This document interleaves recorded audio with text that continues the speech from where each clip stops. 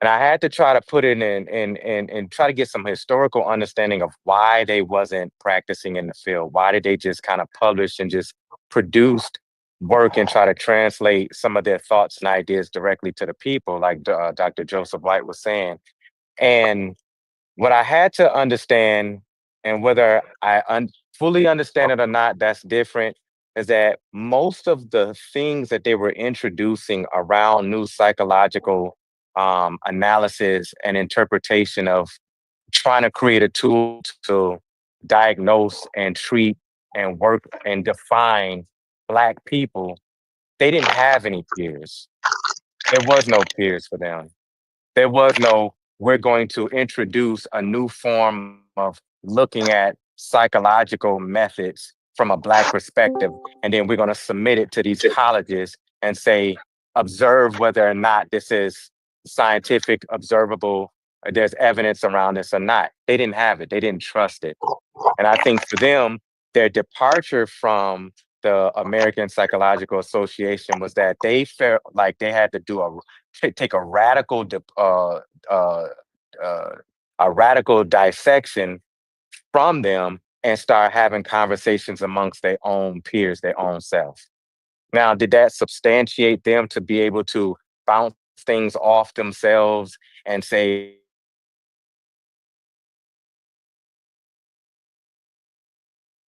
you read certain people like Dr. Summers, when we read like I don't read as much Dr. Nobles as I should have, but I read quite a few of his stuff. Agbar, Kenneth Clark, Dr.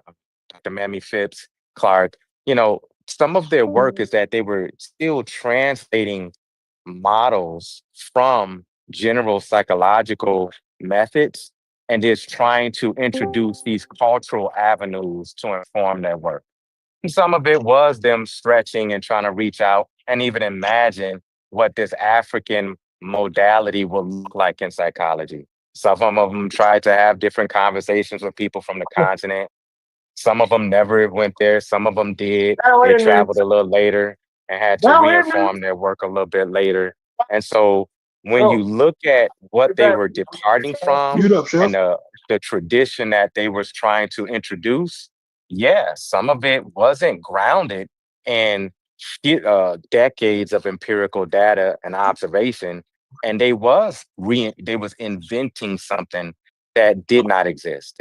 Before them, there was no psychology that was dedicated and devoted to the investigation of the Black experience. It didn't exist. Didn't exist in South Before, America, the Caribbeans, and hold Africa. on, hold on, There hold on. really wasn't a I whole have lot to of respond to material you. on that. I have to.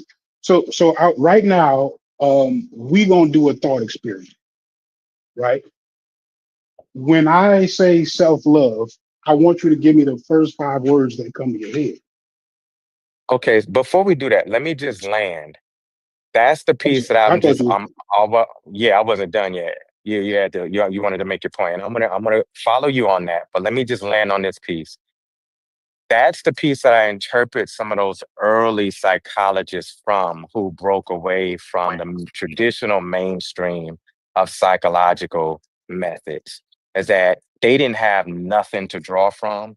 And my interpretation is that they had to invent a new code of being able to do their work, understand their work, and they had to go through a period of asking a lot of questions. And so some of the stuff that they material and thoughts that they were had, they didn't want to submit it to colleges' publications. So they did have to find avenues to just submit it directly to the people. But they were still disconnected. They didn't have clinics, they didn't have research think tanks, they didn't have funding.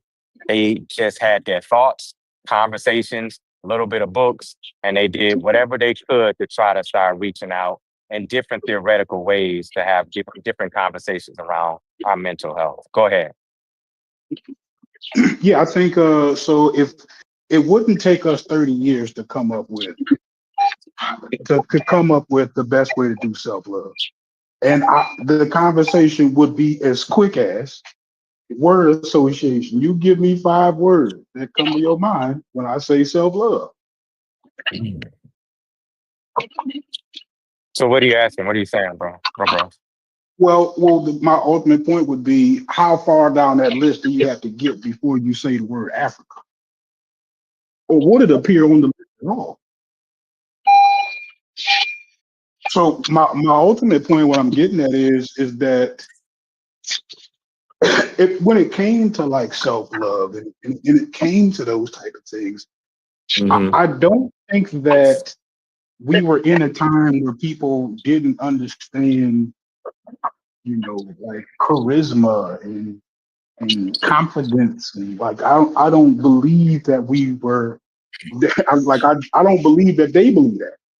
I believe that they intentionally inserted Africa where it did not need to, right? It's a novel idea, yes, but clearly not based on anything.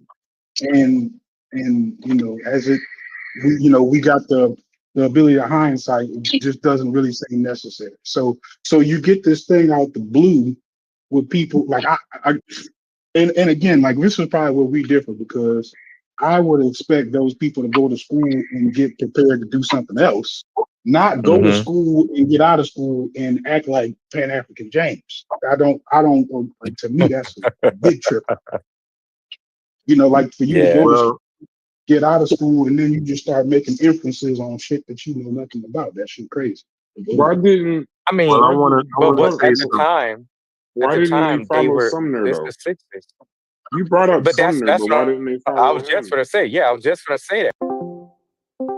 When you look at Wade Noble's early work, I said we know Dr. Joseph White, when he was publishing in a few different places toward Black psychology, some of that wasn't on the Africa stuff yet.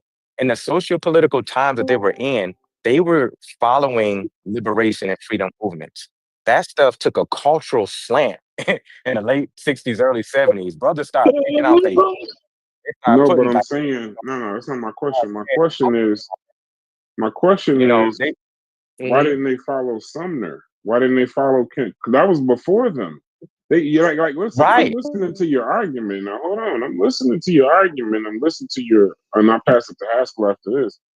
But now to say that there weren't books, that's not true. To say that they didn't have um, places to submit, that's not true. And I'm not saying you're lying. I'm just saying just off Kenneth Sumner is 1920. Kenneth Clark Hmm. and Mamie Clark is 1940. So there were examples before them of people that followed rigor, that people followed education. This is the father of black psychology. That's Kenneth Sumner, 1920. So they didn't have to. They chose, like Wellsting chose to follow that to work with the security guard. There were examples all around her during her time that she could have followed rigor. She didn't submit this stuff because she knew she couldn't. She didn't submit it. It wasn't like valid, ethical, good work that she held on to because she didn't have the means to submit it. She knew she couldn't go into them places talking about melanin theory. She knew that. Yeah, no, And then on top of that, that's a she little was a different. psychiatrist. Like she wasn't like remember, and then also let's never forget in high school. You can go right after this. Let's never forget in these conversations because sometimes it gets lost. They weren't qualified to make biological and genetic claims, and that's what they were doing. So even if we follow the Times argument, the Times argument doesn't work because Ken is if they had it bad during civil rights, the father of black psychology had it terrible in 1920, and Kenneth Clark is the 40s. That's before the time that we're talking about that these people couldn't do this and couldn't do that. Those are both college graduates, one from the 20s, one from the 40s. So and Kenneth Clark with the doll test, um, that's something that stood the Which they test of ripped time up. because it followed rigor. Yeah, but they ripped it up. The white Even if scholars they ripped it challenged up, that. Lord, it still followed rigor though. He did it it did. correctly and they ripped it up.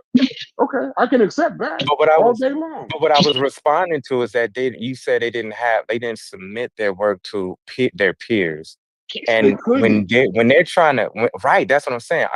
When they're trying to come up with a whole new framework to view psychology, I'm just going off of their perspective and their words. There Uh-huh. was no peers to submit it to. They didn't believe in the academic establishment like that. They knew they got their degrees. Some of them was trying to innovate. Some of them took on the cultural and revolutionary spirit, but a lot of them became very antithetical to the establishment. And so some of that framework informs why they never published and produced empirical data and put it on the put it on into a body of politics for it to be reviewed. Because when they submit stuff to be reviewed, it's not they're submitting it to one person. They're Yeah, I know. submitting it to boards. Yeah, they're submitting it Yeah, to but full wouldn't it be think a much tanks. better argument, Mujasi, that they knew they couldn't? If we're Say it hold again. on, I'm Sure, sorry. I could if we're I could saying go with that, that. yeah, if we're Majestic, saying that Wellston, I wouldn't even necessarily push back against what the idea that Brass is forwarding. Because if the general thinking is that the established modalities of thinking or like the American Psychologists Association or whatever you call it at that Mm-hmm. time, they kind of have these fixed modalities, right? And Mm-hmm. here it Mm-hmm. is, you are saying that you're trying to innovate an entirely new paradigm, right? Right. Then you do know to some degree or another that this is going to be dismissed out of hand. So I don't have any issues with. I wouldn't push back against that, Mujasi. Sure, they knew that these people were going to reject it out of hand because they don't Yeah, that's what cover. that's the point I was making. Yeah, Absolutely. okay, yeah. yeah, So I but don't. Brass, so it, here's, here's, go ahead, Haskell. brass, I cut brass. you off anyway, so go ahead. Bro. Yeah, I was gonna say brass sees that as some sort of fatal flaw, which I guess in instances it can be right because I put a No, Einstein quote up what's the about fatal flaw? What do I see as a fatal flaw? Just so I'm clear, so I can the follow the idea that conversation. they didn't take it to established bodies or reputed bodies in that field. No. Um, That's not the fatal flaw.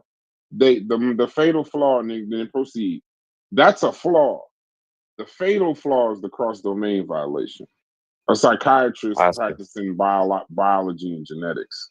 That's no, the but there's if we're Mm-hmm. gonna no, say what the but if we're see gonna say what that's my fatal flaw is. I don't hold, know what hold everybody on, else's Brass. is. That's what mine is. Brass, you're being hyperbolic, right? Because any field of study, like for instance in linguistics, right?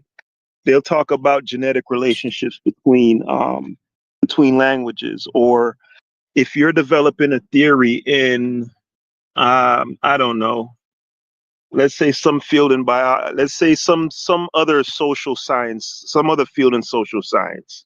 I don't know. Um, let's say philosophy or something, right? Uh-huh. You may incorporate something from chemistry. You may incorporate something from physics. You may incorporate Uh-huh. something from biology. That isn't you practicing biology, right? So Chris Wilson, she had an idea, a concept that she fleshed out, and she used a particular precept that she got from, I believe the gentleman was a biologist. She No, used that she as got it sort from of Neely Fuller. no. The biology guy, not Fuller, the one Leonard she Jeffries. got. No. There's an actual biologist who kind of posited that whole. I'll look it up. The melanin Okay.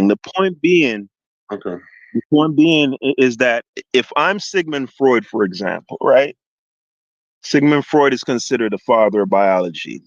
Uh-huh. If he constructs a theorem and he incorporates some biological precept, from a biologist, right? That Uh-huh. isn't him studying biology, but that's what people in those fields do. Like Mm. when Frances Cress Wilson, she didn't create the melanin theory.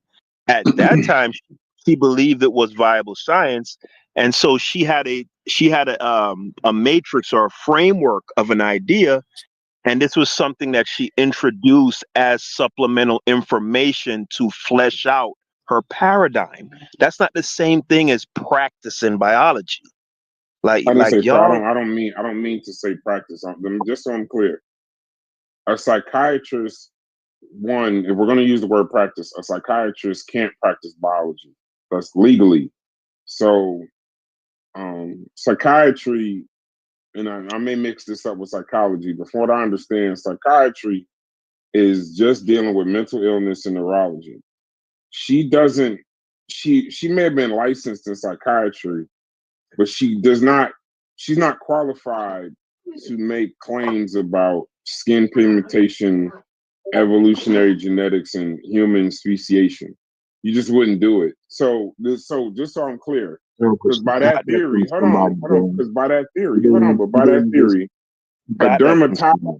hold on, no, but listen, it would be almost like saying a dermatologist is making up a theory about um, particle physics. So no, you can't just go from one thing to another. Now, what you can do as a psychiatrist is supposit your theory, have an idea, right, and then go get a biologist to confirm it. Go ahead. I gotta take this call. Go ahead. I don't know how you even become a psychiatrist if you don't believe in the institution that you get your degree from. I think that's already kind of strange. I mean, Like, you do it why even because call yourself a psychiatrist if you don't you, believe in the education you got? You well, wouldn't yeah, recommend it to me. you do it because we don't have, and we still really don't have institutions of our own, right? Now, when I say of our own, I'm speaking about Black Americans specifically. I'm not a Black American, right? But I know history and I know the present.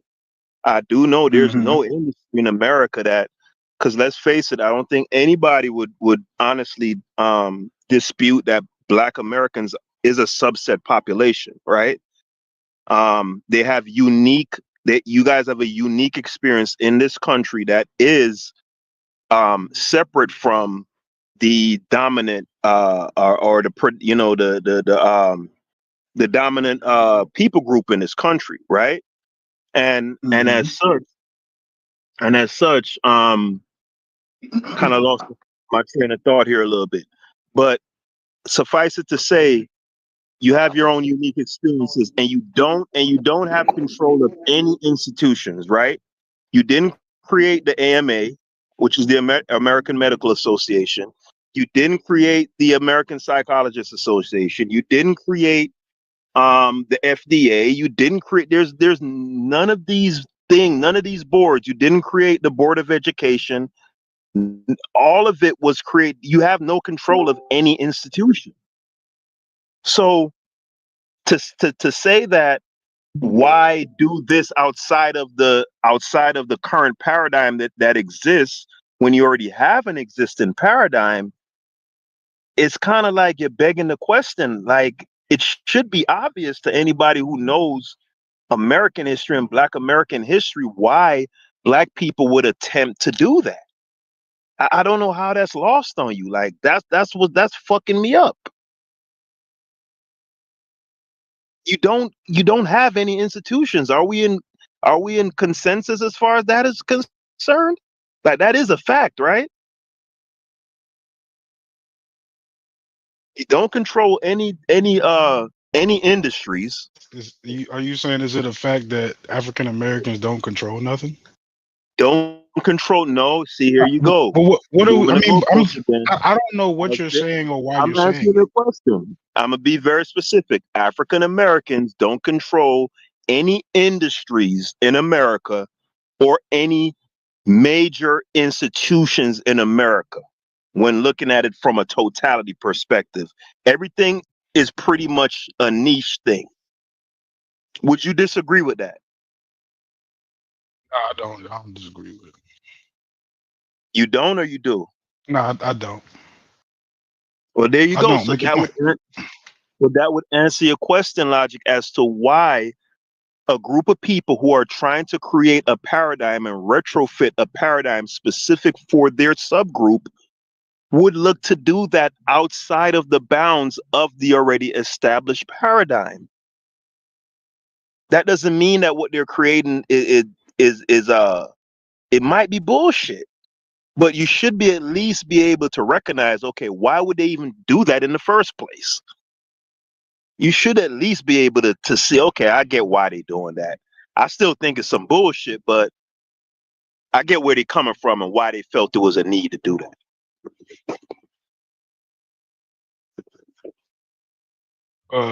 Of course, I see that racism was around more prevalent in their lifetime. Um, but I also see people, able to to even get more shit done, right, in the same time period and not be lying, right? Not be just making up shit. Um, Dang, I mean, I don't know. I just gotta be able to say like how I'm gonna say it. I'm not really trying to just be mean, but some of that's just like what it is, man. I don't know why I'm feeling like I'm not supposed to say it when it's like You say I'm what you looking want, at it. brother. But I I'm think for looking at you, it, and the crazy like just as like I sound odd to you, right? You sound really odd to me. Like, you know what I'm saying? I'm trying to keep it together, but it does sound. I'm not even sure why you took me down the road you took me down. I just know that you're doing it all in the attempts to defend something that is clear, like clear. And you're here's the almost, if thing. anything, what you're trying to do is you're trying to create an environment where I shouldn't be appalled by racism. That's really what you're doing. I don't know You how to talking about see it a race? different way.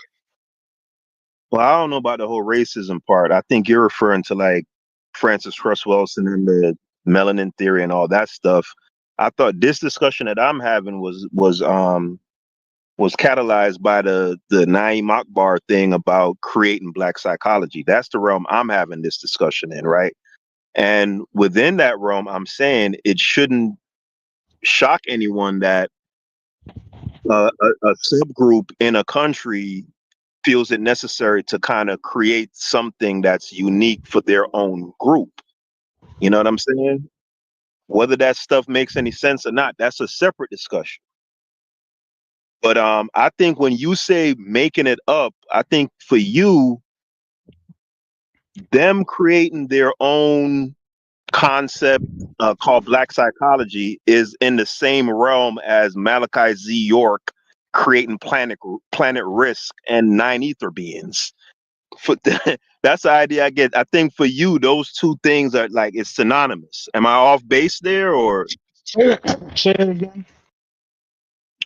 for me, when I hear you say they made things up or they're making things up, I think in your mind that them making things up is in the same way that Malachi Z. York made up the planet Risk and Nine Ether beings, or Fraud Muhammad made up Yakub. I think for you, you're looking at making things up in that realm. Like, am I off base? What other way is there to use he made it up You see what I'm other than saying? it came out of nowhere? All right. Well, hey, I'm gonna let somebody else get it. So you synonymize what Wade Nobles, Naeem You Akbar. tell me what you think he's saying. Hold on, I just want to get you on the record. Like I said, I'm gonna give up the Yeah, mic when because I to me, when he says he made it up, he made that shit up, right? So what do you got think it he right. what And you for think he me, mean when he said he made and it up? for me, obviously, somebody who was educated at, I don't think he was educated at Stanford. One of the think tank that was developing the paradigm was educated at Stanford. He was educated at a college. Another guy was educated at a college, right? So these are professionals, right, in their particular field. So to think Who you that talking about, House? I think one of them went the four people. So it's Naeem Akbar, Wade Uh-huh. Nobles, another guy named Cecil somebody, and then there's another name that he mentioned, and he basically said over a period of time, I forgot exactly how many years he said, but he said each year they would get together and um and have these discussions, like fleshing out the paradigm or the theory of the whole black psychology thing.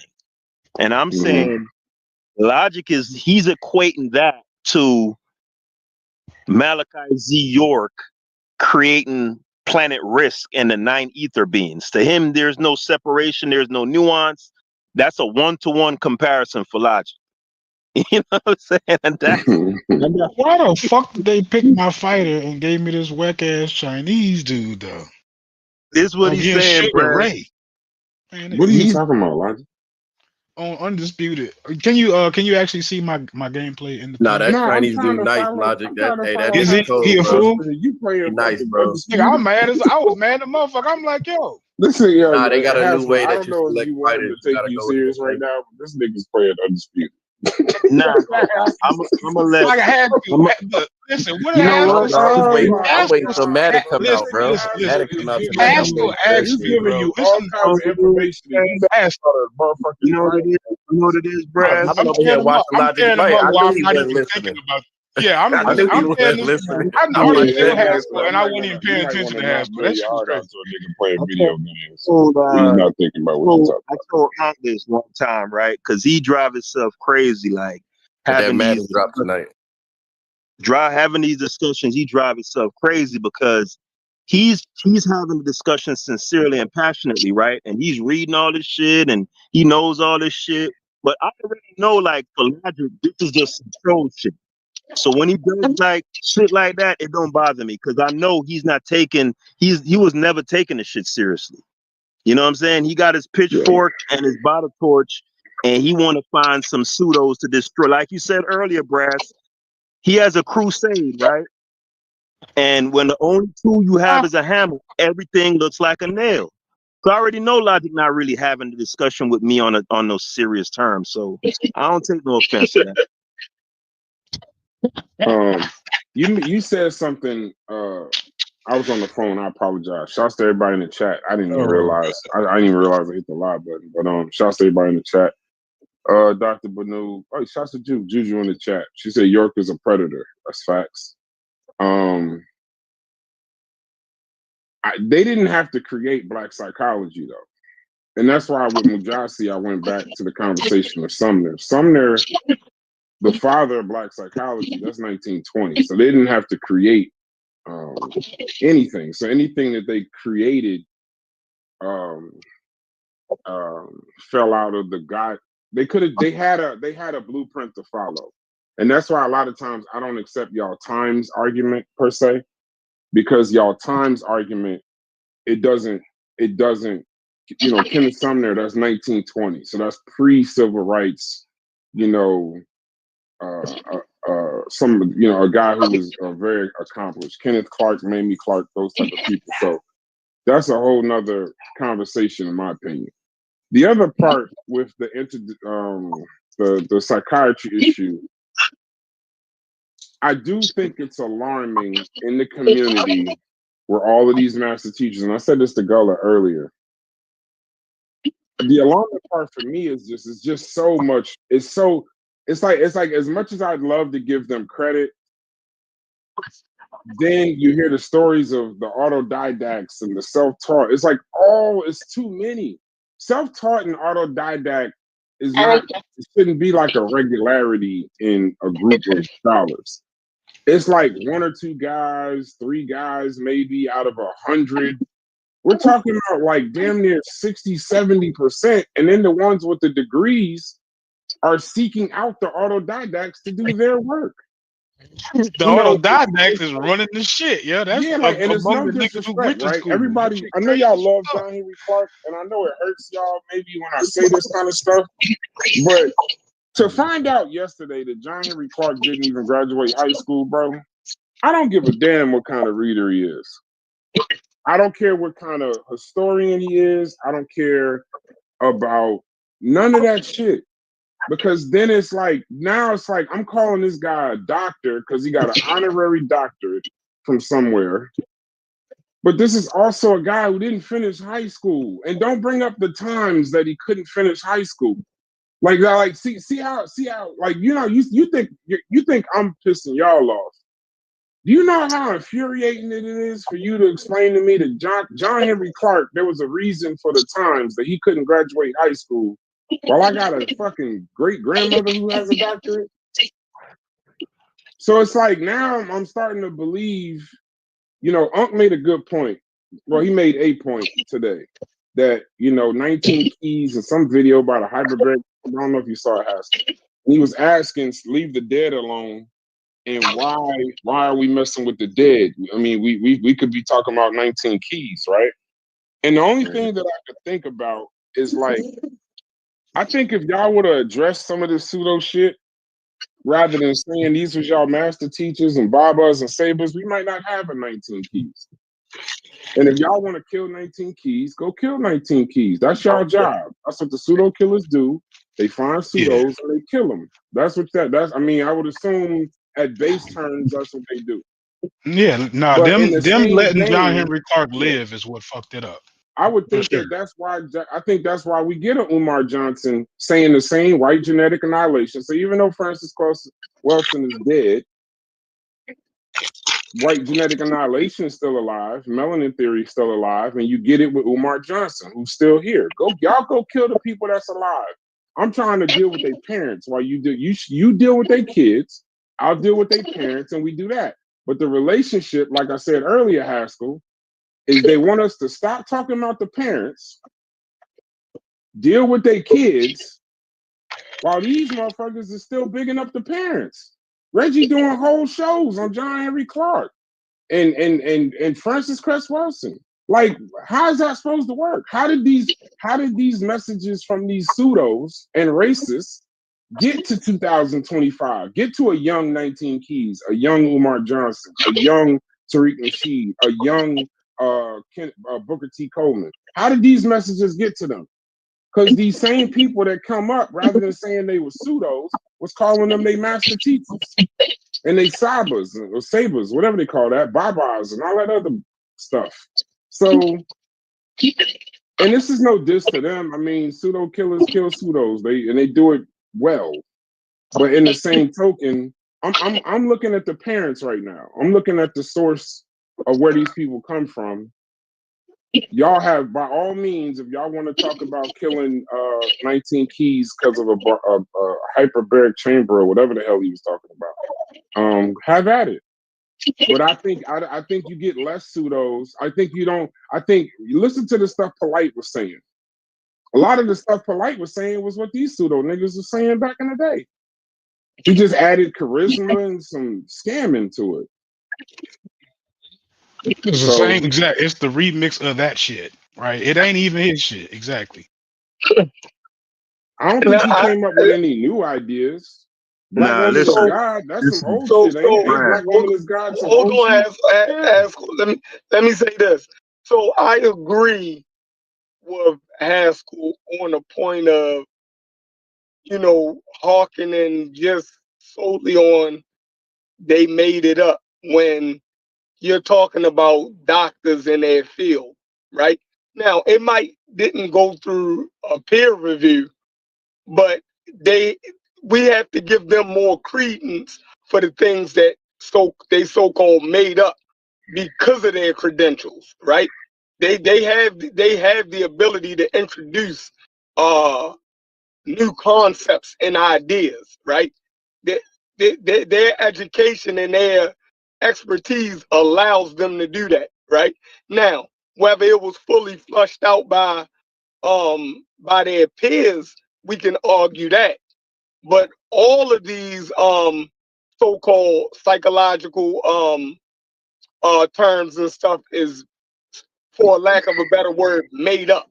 You dig what I'm saying? So we have to be able to give them more credit than we would to say Malachi York made up the planet Risk, right? Out of nowhere, right? These views, Francis Cress Wells and Naeem Akbar actually was using the framework of their expertise to even couch the things that they made up.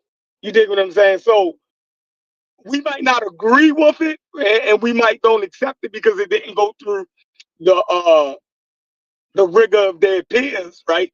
To see if the shit was actually tenable, but we just can't put them in the same category with a Farrakhan or you know what I mean, somebody or polite that's just making stuff up. I think it's tiers and levels to it. All right, Yeah, me that's and my Logic didn't bring up. I I don't. I didn't don't bring think up we Dr. ever put York. them in that same Haskell category. brought up Dr. York. I don't I don't even know think how we ever Dr. York did. got into the conversation. I think the onus is on them because they do have those credentials and they still brought that bullshit to us. So I think that's where the issue lied at. Not that they, you know, align with the, you know, the other nut jobs that we talking about. We are saying that those folks knew better, is what we're saying. When Joseph Greenberg came up with the mass comparison method, right? Because he said that the bilateral comparison method was too tedious and you'd never be able to compare like a large group of languages in an area and blah blah blah blah blah. The people in his field, they rejected it. To this day, there's a lot of linguists that reject the mass comparative method, right? But he was within his rights to innovate a new way of doing things. And I asked In his Logic, field. But wasn't that huh? in his field? Wasn't he? That was grounded in linguistics, though, right? Right, right. Right. Wasn't he a No, linguist? he was also actually an autodidact. He went back, I believe, to get his linguistics degree. I think his initial Did he degree have was in anthropology. Go ahead, Chef. No, I'm so saying, did he have a linguist? Did he have a anthropology, linguistic degree? Okay, I'm sorry. Go ahead. linguistics is Link is covered. part of Anthony. Yeah. Yeah, it's part of anthropology. It's part So of Right. whether anthropology. he specifically focused in on it or not is a part of his study, right? You Yeah, don't. They got to know a little bit of every. You know what I mean? yeah. He got his degree Right. from Columbia. He studied music. Then he shifted to anthropology and linguistics. Then he got a PhD in anthropology in 1940. He was a professor at Columbia University, University of Minnesota, and Stanford. He was a Right. So to member of answer the your National question, Academy of Sciences. He might have had But he still put that controversy. comparative method back to his community and his peers. He didn't write a fringe book and try to sell it to laymen. Yeah, he was incorrect, but they were testable in the claims, case though. of They were reproducible claims. He in did the it. case of Naeem Akbar and Nobles and all of them people, would we call the American Psychologists Network or Association their peers? But those are not their peers. Why would you say that? A doctorate? I don't know if we're confusing it, but y'all brought up psychology, so that's why I brought up Sumner and them. I know she was a psychiatrist, but don't get me to lying. I don't know the relationship between. I could look it up. I don't feel like it. Y'all can look it up in the chat or something. But I know she was a psychiatrist. I don't know. I know Neely Fuller was not. I don't know what Dr. Leonard Jeffries was. I could look it up.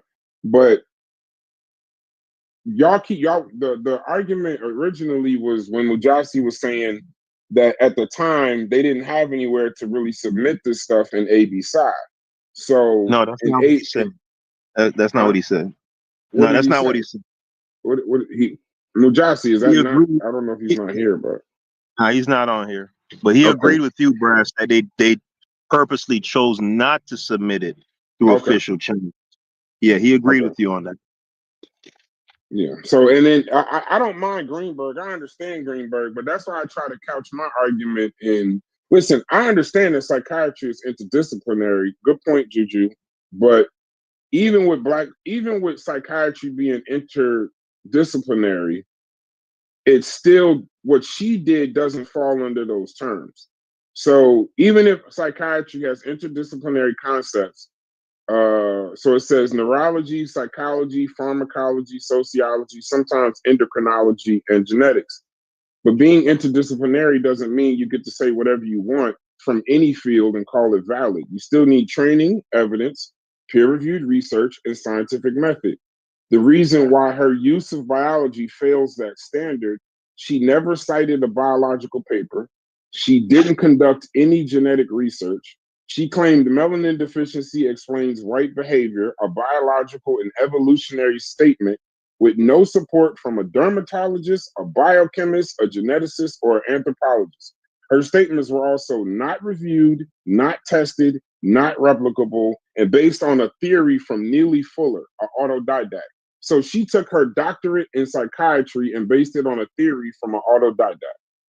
I Now, didn't here's the even thing, Haskell. Here's know. the thing.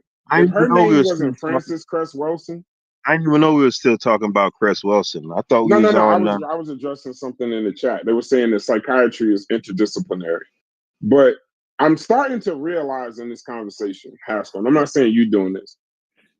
If we weren't talking about John Henry Clark, Dr. Leonard Jeffries, Naeem Akbar, if we weren't talking about these people, Dr. Ben, no, fuck that, Benjamin Yochanan, if we weren't talking about Benjamin, then I don't even think we will be getting this pushback.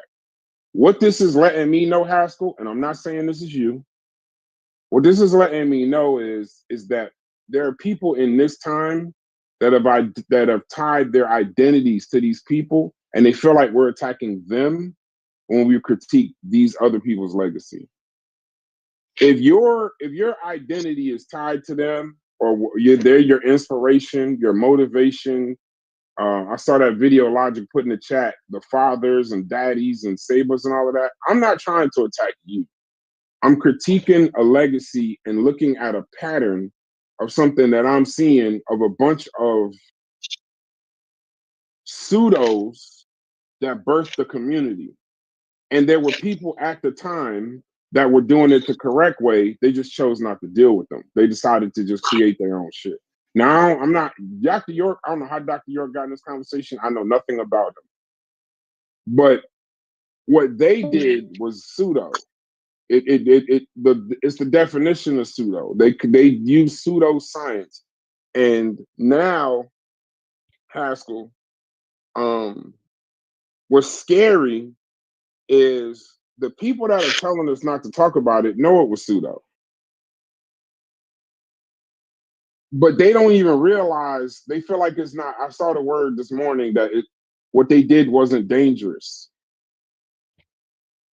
I don't even. If you believe that, I don't even have the patience to explain to you how dangerous what they did was and how it's still here.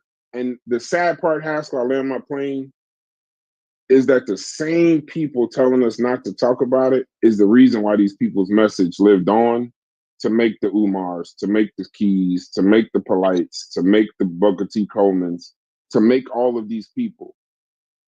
So it's not us digging these people up and critiquing them. You kept them alive by constantly quoting them and saying what they did was somehow not pseudo and not racist. You could have killed it then. So it's not our fault. It's not. I won't put that on us that we're just seeing something and we're working something out live and in real time. That's where I land my plane at. Yeah, I'm honestly still curious to if these folks is upset about, you know, us quote unquote throwing them out or throwing them away, and they want to continue to, you know, preserve these people. Like what part of their work are you revering? Like what is valuable from their work that you want to keep so bad? That's all I want to know. I don't have no issue once somebody explain that to me. What is it about their work that you want to keep it around? That'll answer everything for me. I don't think they can answer that question. But then the conversation is real just talk. pointless. I mean, Then I don't want to speak for nobody, but at this point, I feel like their allegiance lies with the defense. Right. I don't even necessarily hear people defending like what they said. They just defending the person. Like that's to so they me, I defending feel like somebody that's who where brought a misleading concept to the community. Like somebody make that make sense for me, please. That way I can get on the same page as everybody because I'm still that's the only confused, way I man. can Like rationalize what's even they happening. bring in misleading information and we're supposed to be like, oh yeah, this is okay. When many people, like Brad read off the other day that they skipped, he read over at least 10 names of people who didn't do that nutty ass shit, bro. And they are respected for that very reason. For that very reason. And But we never gotta get hold talked. They these never get talked select about. few up because man, I don't know. I'm tired of And they this. never get talked about. You notice Man, those I'm waiting names, for that Madden list to of come out. names? 2 hours. Yeah, it's about 25, 30 people I could go back and probably name 50, and none of those people are named. You just keep hearing the same. The Honorable John Henry Clark and Benjamin Joe Cannon and all these people. Like your leaders are fooling you today, yesterday, day before yesterday, last year. They're fooling you. It ain't us. Bro, it's so many black folks that did incredible things that we still use till to this day during those same time as those motherfuckers that they revere so much. So it don't make no sense to me. None whatsoever. No, it's Can't a figure racket. it out. It smells like a racket. That's what it sounds like to me. It's smelling like People really take serious this shit though. Like that's no, it sounds like a grift. It sounds like an ongoing grift from then to now. And it's like I'm exposing, like it's like we're exposing some kind of big secret. Chef just found out yesterday John Henry Clark didn't graduate high school. He's heard John Henry Clark's name in his community umpteen times. I mean, damn, in the last 9 months, I've heard it 1,000 times. I never heard And that to he me, didn't that's not even graduate from really a high school. knock. That's not a knock on him not finishing school. You know, for him to become a thought leader without that is somewhat to a degree impressive. However, it's just the information he brought doesn't help the situation. You know what I'm saying? It's like, bro, I get it. You overcame obstacles. A lot of motherfuckers had to do that in the time. That's not why we revere you. Like, it's what your work spoke for. Like, what is it? What did it do? How valuable was it? How applicable was it? Not did you have to overcome some obstacles? So the fuck what? A lot of people did, and I'm not saying there's no knock to that, but it's like that can't be the only thing that you revere them for. Can't be. Mm-hmm. I guess where I place him not graduating high school, is even when you self-taught, there's some limits to that shit, bro.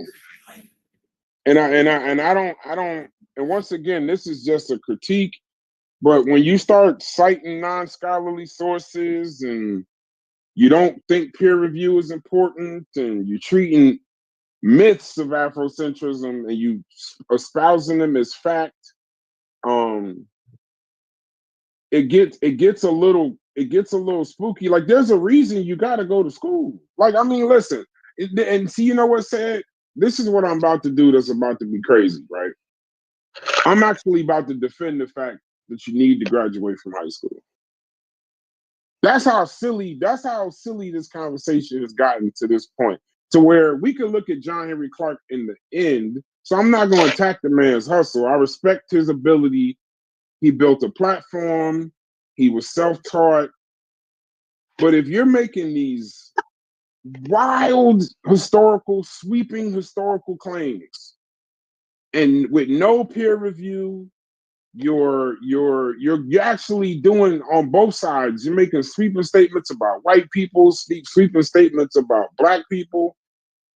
His influence don't mean that I don't gotta critique his accuracy. So when somebody is straight on target and killing it, peer review, doing it the right way, and then I find out, oh, this person didn't graduate school, it's like, damn, how the hell? That's like a brilliant story. But then when I find out, why Yeah, did this even more man, respect to you because you yeah, still why didn't did get he it the write right way. the foreword to the Iceman Inheritance? Why did he say this about melanin theory? Why did he say this about white genetic annihilation? And then I find out he didn't graduate high school. It's almost like, okay, makes sense. Like, all right. But then I can't understand how how has he survived this long? How is the melanin theory still here? And it's because you keep holding him up in this high reverence. So I revere him for his because you resistance. still can't touch them, right? Yeah, I'm gonna go after Keys, and then somebody else gonna run into John Henry Clark tomorrow, and they're gonna be another. And then we got a whole nother 19 keys. A whole nother 19 keys off the same nigga. Right? See, yeah, man. It's like I know who getting. I'm gonna do the Baltimore, right? I know who got the dope, right? I'm gonna go get the nigga on the corner, and I know who gives it to him.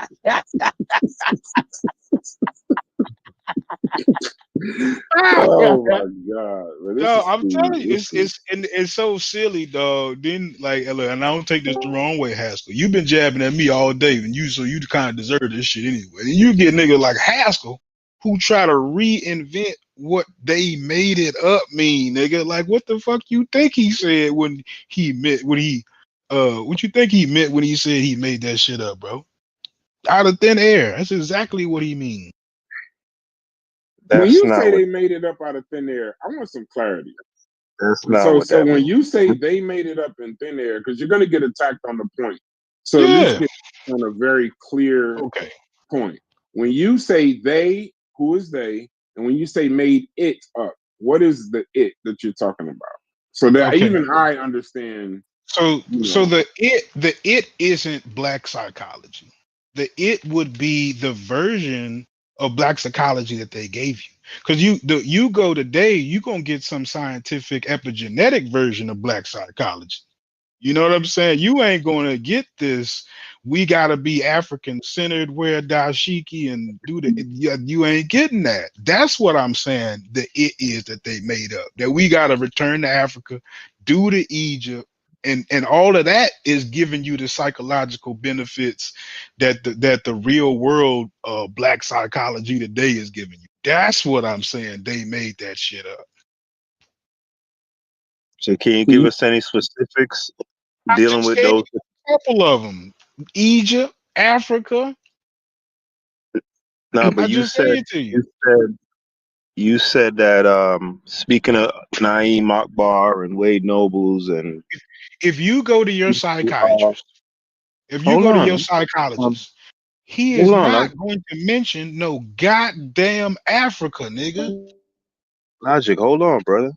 All right, bro. So I'm asking you, what can you give me a specific? Because you said that they kind of How much clearer can it be?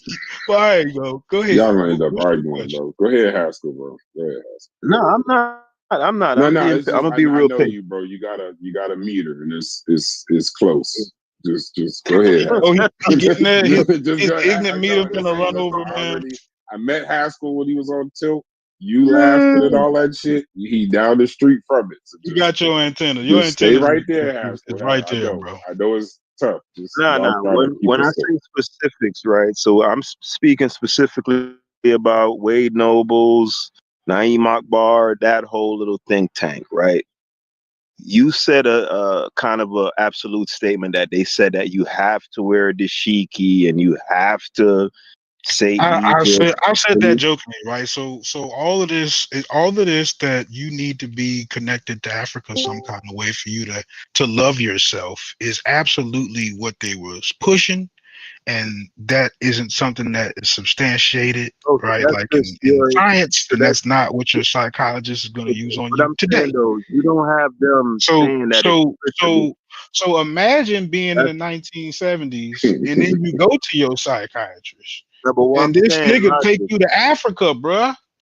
But logic, what I'm saying, it seems to me like you just this is just your own conjecture. Like you putting a straw man on these people. Like you're I mean, what saying did I that say you just now that wasn't true? That wasn't accurate. Real shit. I'm gonna slow know, down because I'm I asking, might be running faster than you right now. yeah, this idea that you have to be Egypt and you have like you're saying, can you show me where one of these gentlemen said that? Can you provide any sort of Doctor, evidence? are you serious, gang? All right. You said you So said that so they were so pushing the the idea entire. that I'm gonna give you an example. I'm gonna give you an example. One example is that the entire foundation of Afrocentric thought is based on Cheikh Anta Diop's conference in Cairo, where he asserts that um, that the Egyptians were Negroid in phenotype because, and he's there because, right, his reason for doing that is to validate dark skinned people's contributions to the world, right? Like whether that was done there or not, that's what it's about. Like that's what the movement's about. That's what it's all about. So if that's what it's all about, like, and you're asking me a question like that, like you're way more lost than I am. Like That's unfortunate. Yeah. So if a group of people believe in their heart of hearts, guys, excuse me, that orienting their kind of this kind of thought matrix, right, that they're developing, and they believe that orienting that around Africa um is vital for like kind of, bringing that whole thing together. That's a different thing than saying any specific individual, you need to be African oriented to feel good about yourself. There's a nuanced difference. You get what I'm saying? Hey, can I So can I they, can I say this one thing? Can I say this one thing? Because Well, I'm gonna shoot real you some quick, bell Fetty, hat. just So like you I'm you gonna say making some something real good points. quick. I'm gonna say Logic, Y'all something you are just, real yeah, quick. yeah. logic. I Hold just on. want to He gonna remind he y'all, gonna y'all try to both, railroad you. y'all both are now Pause. cutting house gloves. Let him finish. Oh, y'all been Go all ahead, right. Go ahead. Fetty. As soon as he done, Fetty. As soon as he done, Oh, I thought you let was him done. Go ahead. finish his statement because he waited a long time. Let him get his shit off, and then yeah, y'all yeah. can No, have I it. was just saying, it's a difference, right? So I could feel that it's important to because here's the thing that was motivating them, obviously, and to this I will agree with Logic, right? When it comes to education in the West, right? Everything is oriented around Greece and Rome, right? Those are the two states that are given primacy and are basically seen as the genesis points for what they call at that time and still today Western Western civilization. civilization. Mhm. Right. And when I heard Naheem Akbar, I listened to a portion of the interview that Logic posted. They were absolutely coming at it from that standpoint that okay, we want to present something kind of that same methodological framework, but instead of orienting Egypt and Rome, we're orienting, excuse me, instead of orienting Greece and Rome, we're going to orient Egypt as having provenance and then build out from there. So it was basically like the obverse of what Western society was doing. So we agree there, but I do think there's a difference between doing that and saying that, hey, you Logic, you have to wear a dashiki and you have to say Egypt to feel good about yourself. I think that's a disingenuous way to, it's disingenuous and it's dismissive to break it down to that. Yeah, I'm not. I don't. Because that's what he said. He said it's about self love, right? He said it's about empowerment, and he said he made it up. Like I'm not sure of how I could be messing up what he said by repeating what he said in some kind of way. Like what he meant better. Oh my God, I don't know. I don't know what you like. Like he said it. Let Fetty get. Let Fetty say All right, let me say whatever he this got to one say. thing. This is a good convo. I actually agree from the perspective that like on both sides. I see what Haskell is saying, but Logic, you tripping me out right now because we had a conversation dealing with African American history and in your opinion regarding the importance of using Africa and shit like that. So even though you're not an expert, you was expressing a lot of the same sentiments that these quote unquote Afrocentrics was saying. But in a new convo, it's like your whole ideology or philosophy is switching up now. But in certain Yeah, well, conversations, you was making an African argument. So much so you said we what I say? you say we need Africa to make from a psychological perspective. You was emphasizing that we need Africa in 2025. That sounds Hmm? just like me. I I don't say know, that every man. day. Yeah. I don't know what that's about. Hey, happy late birthday to Stu Peas and Sosa. So I'm just I think confused. they're That's all. happy But go ahead. belated. I Yeah, think Logic I'm is not sure what saying you're that talking about. he I may don't say know. we may need a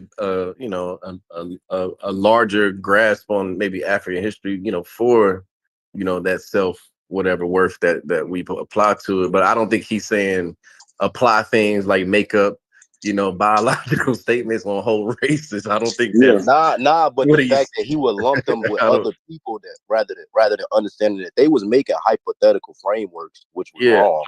I don't agree with lumping them with the other people that we be saying Yeah, it. for sure, for sure. I'm actually more I think we stay the course when we talk about the people who actually did get somewhat credentialed or degreed in some of these fields, but still out here messing it up. I think that's a bigger obligation on their part that needs to be addressed. But I Yeah, don't know. another So thing that he so said. Let me go be quick. Another thing that he said is that he felt as if we couldn't trust white institutions, and they were trying to work on making their own. This is what that's really kind of like all about. So it all lines up to me. It's saying as far as them making it up, like I'm really not surprised. So I'm not sure if I'm not being clear about the part that I'm saying where they insert Africa into it, and I'd like to clear that up if somebody has it no, I'd like to confused about so when you say made up out of thin air, if y'all don't get Logic's point, just listen to this point. I want to just give you some of these claims.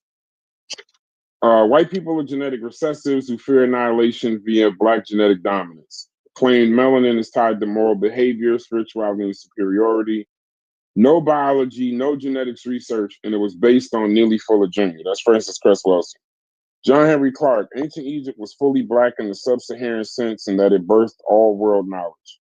Claimed Greeks and Romans stole all their ideas entirely from Africa, rejected the need for peer review, openly said history should serve politics, relied heavily on secondary sources, anecdotal claims, or Afrocentric reinterpretations with little or no sourcing. That's reconstruction, not history, made up. Benjamin claimed the Vatican has secret knowledge of Black Egyptians, claimed Moses was an Egyptian pharaoh, claimed Jews were originally Black Africans, and frequently mixed religious myth with historical assertion, citing no archaeology. Reconstruction made up. These ideas, bottom line, that's Benjamin. Dr. Ben. No, just Benjamin. Bottom line, yeah, Benjamin. I'm not calling him doctor anymore. I'm done with that. It's Benjamin, if that's his actual name. These ideas weren't, so the bottom line is these ideas weren't just alternative interpretations. They were often asserted as truth without evidence, no sourcing, and no academic vetting. That's making it up. Even if some elements were loosely inspired by older ideas, the way they packaged them and presented them, they presented them as though they were science and fact, and it was not based on any established discipline. Another thing I want to clarify too, and I had to look this up because I know Francis Cress Wilson is a psychiatrist, but y'all keep saying, I don't know how we got onto black psychology, but this is not, none of these people were psychologists. They didn't publish in psychological journals. They weren't trained in experimental design, diagnostic practice, or therapy. They were cultural critics, orators, and historical polemicists. So when they started making claims about Black minds, white pathology, or genetic motivations, they stepped into psychology without training and no science, no foundation. That's not Black psychology, that's ideological mythology. Clark Wilson and others were not psychologists, and much of what they claimed was made up, speculative, or pulled from fringe sources. There was no scientific method, no sourcing, no peer review. Black psychology is a real field, i.e., Kenneth Sumner, Kenneth and Mamie Clark. 1920, 1940s. But they were what Clark and Welsing were doing was cultural myth making with a political goal, not a scientific goal and not a clinically psychological goal. So when we're saying they're making up, they most certainly were making things up. And the crazy part about it is that y'all somehow think, not you, Haskell, I'm just speaking in general because we got an audience also. You somehow think that we're making the claim that they were stupid, but I almost now think that y'all think they were stupid. Because it's almost as if y'all don't even understand that these people had the common sense to not do this dumbass shit. She didn't have to go to an autodidact and go get the melanin theory. She had a doctorate in psychiatry. She could have just done her job. She didn't have to start diagnosing the white race and Black race and all this other weird ass shit. John Henry Clark didn't have to write the foreword for Iceman Inheritance. He didn't have to do all of that stuff. They didn't have to. So the fact that they did it, I think our concern is like, why? And then my second concern would be, why are y'all still talking about this shit? Like Yeah, my like bad. y'all It's my why bad. I ain't why tripping. why is John Henry Clark held in all this? Listen, I get it. He didn't graduate high school and he became whatever he became. Yeah, I Bro, get the overcoming obstacles. We understand that. I right. just want somebody to tell me what part of their work are you revering that we should keep it around and hold these people up in the positions they've been held up in. Please just explain to me why we should be doing that. And then the conversation can move forward. We already done figured out they, you know, did things they weren't credentialed in. Some of them didn't graduate X, Y, and Z. Please tell me why today in 2025 we should still hold on to these folks' work. Please, somebody just lead me in that direction. Hey, Please. check this out. Check this out, said. So Babylon Dunn, outside the box. Shout out. He always watches the show. I appreciate his support. He said a doctor, i.e. Francis Cress Wilson, Dr. Neely Fuller, Neely Fuller, he's a wild dude. whole life work on a ChatGPT sentence is diabolical. All you say on the panel is opinion or subjective. The fact that That's the they fact. thought This no, is no, my listen, opinion. listen. No. But don't It stay is right what it there. is. What it when you look up Neely Fuller, We got the right? NO.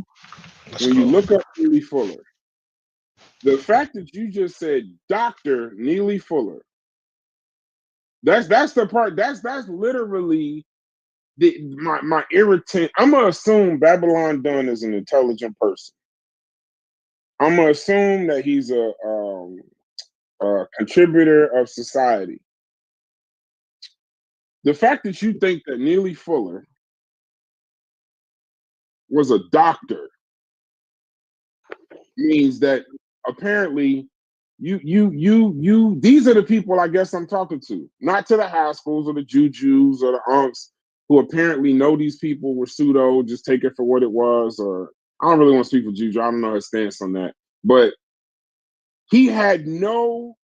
Now you said don't chat GPT to diagnose him. Let me just put. I put Neely Fuller was a doctor? Question mark. Neely Fuller had no formal academic credentials in psychology, psychiatry, biology, or history. He was a self-taught, autodidact, functionally literate child. His core idea was that white supremacy is a global system. He developed a code of conduct for non-white people. What he was not is a doctor, a psychiatrist, a psychologist, a biologist, or a historian. He never earned or claimed any recognized degrees in any scientific or academic field.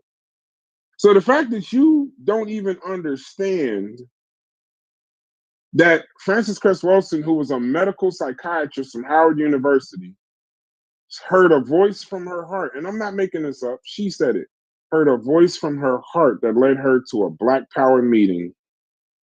And she heard this autodidact, self-taught person say race is a system from across the room, and she decided that that's her life's work and what she's going to do. Now, if this Okay. was Why do you 2025, have a y'all, problem with? Why you got a problem with that? Let me tell you. oh, Let me tell you yeah, all right, something. Let me yeah, tell you okay, something. all Right. right, Let me no, let me no, tell no, you. no. Nothing wrong with it, bro. Let me tell you something. If that's a serious question, Hold on. Oscar, Let me tell you. No, I it is a can't serious question. even. Okay, Listen, okay. I'm gonna give you. I'm gonna give you an example. Right. A guy that I brought up. A guy that I brought up in another discussion. Kerry Mullis. Right. He was he a biochemist?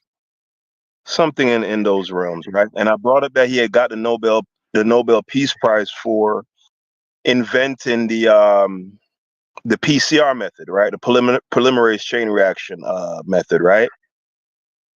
If you read up on that guy, you know how he came up with the PCR method? He was on an acid trip, right? He was hanging out with his chick, surfing, doing crazy white boy shit, doing acid, and the idea came to him. I say that to say this, right? Before there was ever such a thing as formal education, there were philosophers, right?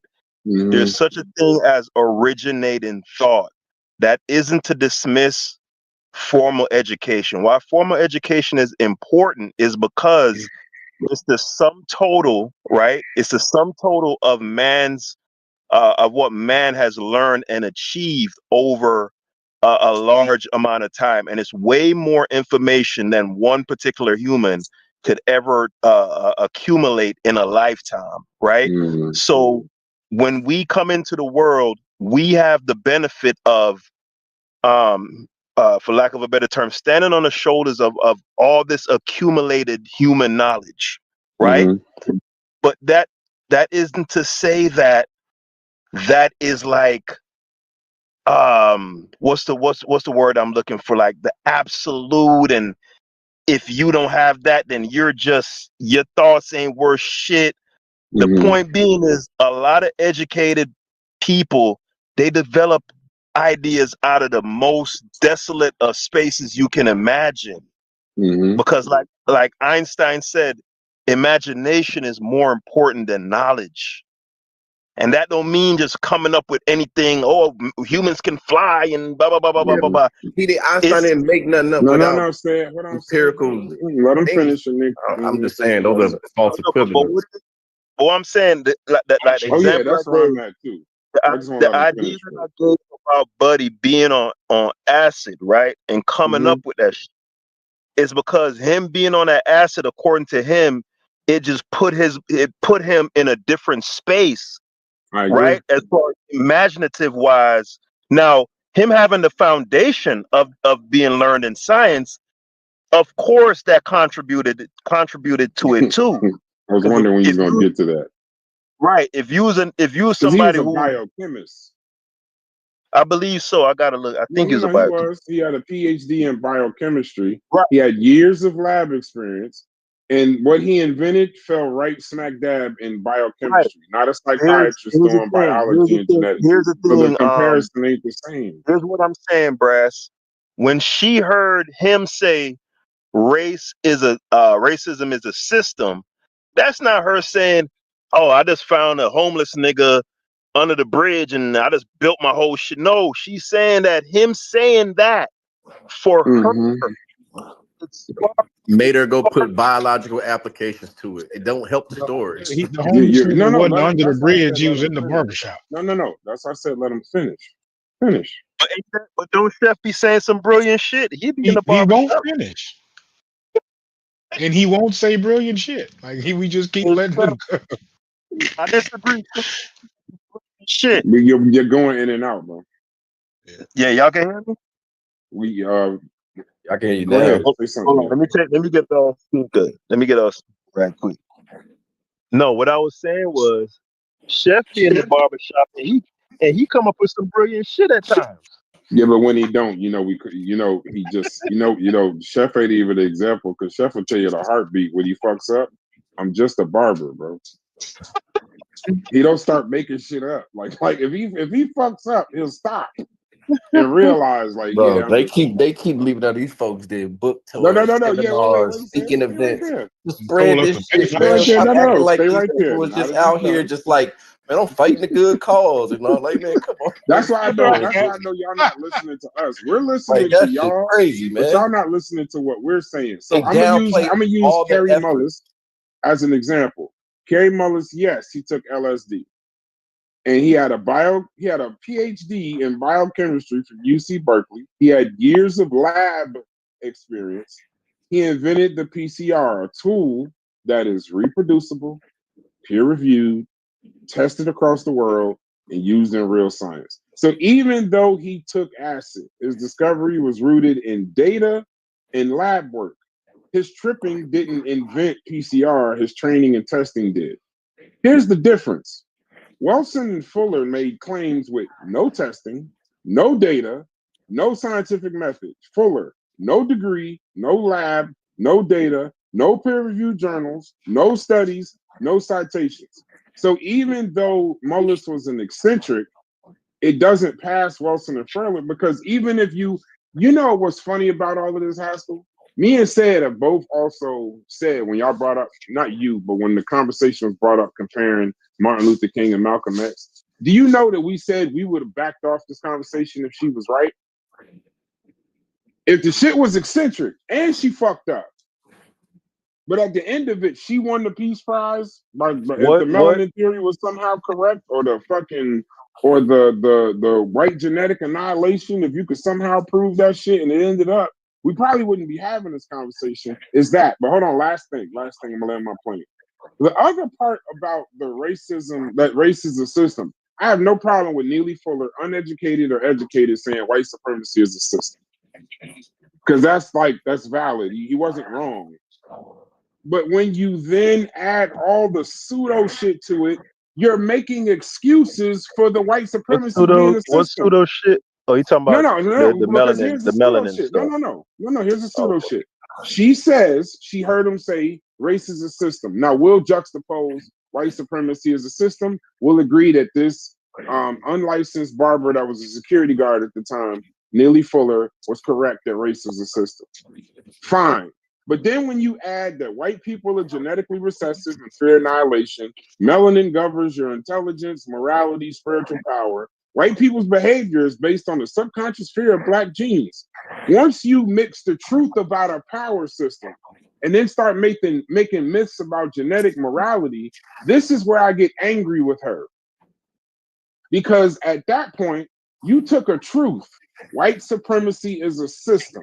And rather than start looking at the power, the education, the redlining, the actual facts of white supremacy, so you could actually deal with it, or maybe the average layman could deal with it, or make it Have you read easy, break it down. Have you read Hold her on, book? wait. Let me finish the sentence. And then you can say, well, just rather than making it something you could fight, she turned it into some mythical bullshit and made it more powerful than it actually was.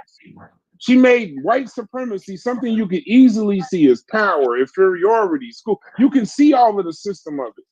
But then when you take it and apply all this biological and genetic shit to it, you start making people feel, in my opinion, that this is not even some shit you could actually address because they're born that way. Like, how do you fight that? That's like, I don't like when people say white man is the devil. How the fuck do you fight something you put close to God? You could just say they're humans. Make peace with it. Now Right? they're not humans at this point. And Now we you just turn them skip, into we some skip mythical. over it. Right? We But skip you over the can is the entire point. fact that there was biologists and black geneticists during her time as well studying shit. They knew not to go near that shit. They knew. Like we ain't gonna act like she was just so out front, a pioneer in this shit. Like, bro, nobody else was gonna put their hand on that nutty ass shit, but we supposed to still keep it today. Come on, man. That shit wild. Super wild. And like Corey said, she didn't get it peer reviewed. If y'all call academia at her time the white folks, then she didn't take that bullshit to them. She didn't give it to academia. She didn't make it peer reviewed. She didn't test it. She didn't falsify. She didn't do none of that shit to them. But you know what she did do? This is where the redeemable qualities come in. She took that bullshit and handed it to black people, who at the time was in the middle of Black Power. They were ending with the Vietnam War. They had some frustrations because civil rights didn't bring the economic justice they was looking for. So now these are people that needed, like, oh, them motherfuckers are savages. I don't understand why racism is. Oh, let me go to this Francis Cress Wilson speech. Let I me go thought to we this was done John with Henry Clark speech. Cress Let me go Wilson. listen to what they're saying. And then you leave thinking that they're just biologically, genetically fucking insane. This shit didn't help. Trying to figure out, everybody saying she worked. Everybody know that she was wrong about all this shit, but we should still keep it. Won't nobody address that, man?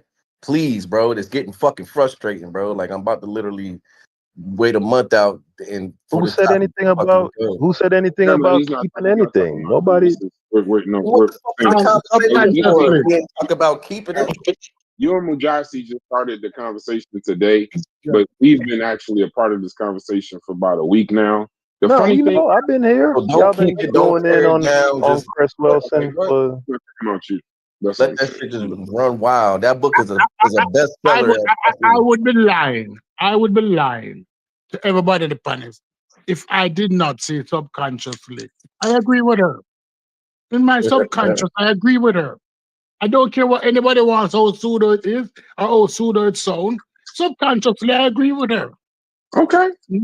Scientifically, I might not be able to prove it, but subconsciously, I totally agree with her that these people cannot be normal. That them can't be normal, and there must be some reason behind them abnormality. No, do I run with it everywhere to everybody? No, but subconsciously, I agree with her. Okay. And a lot of people hitting out on her say, why shouldn't they take it to the white man to let the white man dispute whether or not he's less than or more than? Well, she's a scientist. She's supposed to take it. Well, I use white folk loosely, Stoopies. But she's a scientist. When you start making scientific claims like that and you start espousing it as a science, even if she wasn't qualified to do it, that's like they're at a different level. They're not these niggas on YouTube talking shit. Listen, these are doc. She's a doctor. When you start saying melanin theory and espousing it with your credibility as a fact, they don't. The people you're talking to, and I don't mean to disrespect them, but the people that you're talking to are unscientific and laymen's. So they don't know that what you're saying isn't true. They don't know that what you're saying is correct. I view her theory. I consider like I'm a carpenter. I have many tools in my tool bag. I use her tool as that beware of these animals because they're not normal. And then the behavior that exude over the last 400 years since we get in contact with them has not been normal behavior. It has not been normal behavior. When you say not normal, can I ask a question? What do you mean? It's not normal behavior. No, what do you mean by that? By not normal? Yeah. What I mean by not normal? When you say white people aren't normal, I just want to know what you mean by. What do you mean when you say that? Like, when I say that they are not normal, for clarity, I said there have been a group of people who had no problem leaving from their islands in England or leaving from their places in Germany or in Scandinavia, and with the thing with only or in Denmark or wherever they leave from, they always have conquest on their mind, and wherever they go, history has shown that they tend to want to conquer people who lives there. They never want to live alongside or within unity with any other groups. And wherever they choose to go, the group must be the superior group. And we have history to show that. Whether they want to be the Aboriginals in Australia, whether they want to be Kipling, the white man burden, that poem that he wrote for the Filipinos, that the white man, the reason why the white man exists is to civilize savages. So this group of people have always seen other people as savages. And that is not normal human thinking person behavior. It's not. And nobody can justify that any behavior for the last 400 years since these people acquired ships good enough to traverse the world has been normal. No. So I tend to agree with her that these people must be something most psychologically wrong with them. So I don't consider them my equal. If you want them, if you want to consider them your equal, I have a problem. That's fine. But let me ask you a question. Right. And then Haskell take the conversation away. I asked you to explain your theory and your concept for a reason. Now I'm gonna make you Dr. Stu Peas. No, right? No. What you're doing now? What you're doing now? No. This is a question. I don't mean literally. Just follow me. Okay. You know I wouldn't disrespect you just randomly. This is a question. Now you're Dr. Stu Peas that graduated from Howard University, right? Now this is a hypothetical. Would you think could you have that theory subconsciously? Cool. I just want a yes or no answer. But would it be irresponsible of you as a doctor to stand in front of unscientific people and laymen's and pass off your subconscious thought to those people as a scientific fact using your doctor in front of your name as credibility? Just yes or no? No, because I don't have any proof. But this is not yes or no. Premise. No, it was just a question. That was my only question. Let me just say this. You can explain your answer, but that was my only question. Yeah. Let me just say this. People have always come up with premise A premise is an Right. idea that comes up. It starts with a premise or a thought, and then you build on it. And from a premise, you develop a hypothesis, they develop a theory, then it might become a scientific theory. Everybody in universities all over the world always have premise. A premise is something that people make up. So when somebody say, I made it up, nothing wrong with that. He had a premise. When somebody say, oh, he said he made it up. People make up shit every day. 10,000 logic. university people make up shit every day. That them, but them don't say they make it up. Them say I formulate a I premise. formulated a theory. Yeah, they put flowery No, not language a to it. theory. A premise, because a premise comes before a theory. Right? Hundreds of tens of thousands of university people formulate premises every day. That's basically the nice way to say, make up shit every day. So when somebody says, oh, he said he made it up. Nothing wrong with that. He made it up. It was an original thought. There's Right. nothing wrong with expressing an original That's Yeah, thought. that ain't science, That's yo. that's No, This is it. crazy. that's how Well, no, science starts, dude. That's how right. It's a science part of starts. it's a part of the process. Now, It's easily, a what you part of can the do is process. what you can do is says, you know what, this didn't have any viability. Let's get it out Yeah, of here, and yes, leave it no, at that.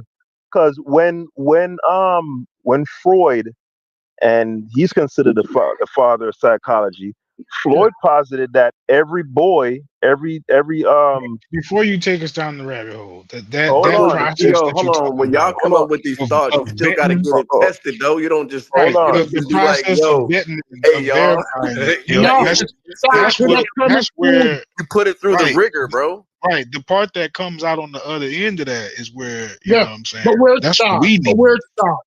Where it Yeah, starts? That's the question. right. Where it starts? So don't give us the But premise. you won't Like go send straight it to through the making a rigor book and then about give it. us the shit. Like give us the shit that come out the rigor. Actually, call your mother. You don't Yeah. go So make a when book about it right away and then so, put it out to us. so, What the No, hell? no. so I Stop, was stop the foolishness. String theory. Oh my String god, theory that's been bro, I going don't on know what's for the last happening 20 right now. years.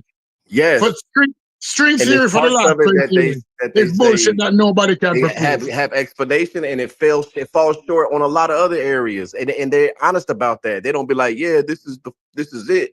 Yeah, Like, no, but come but guess on. what? People she put dismissing her premises. People, she put people her in this. hypothesis out there, and that's it. And then people can pick it apart however they want. But I No, think you guys are being, I think there's a little bit of Well, she hyperbole left us going no on choice with, for us to do it. She didn't take it to academia, yeah. but none But of them did. that's None just of them like did. So who else gonna do it?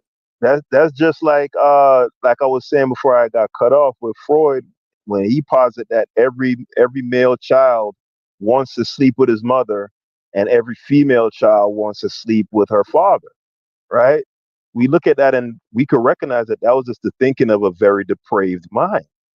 But that doesn't stop modern day academia from heralding him as the father of psychology, right? Because there are Okay, and then probably back to other. my point, which parts of her shit should we use? Because they obviously I don't know. they don't use I that never. part of Freud shit. Obviously, they throw that part out, but they use the valuable part. So somebody point out the value in these folks. Then let's shift the the I'd valuable conversation have to to part the is that read. value. white people not shit.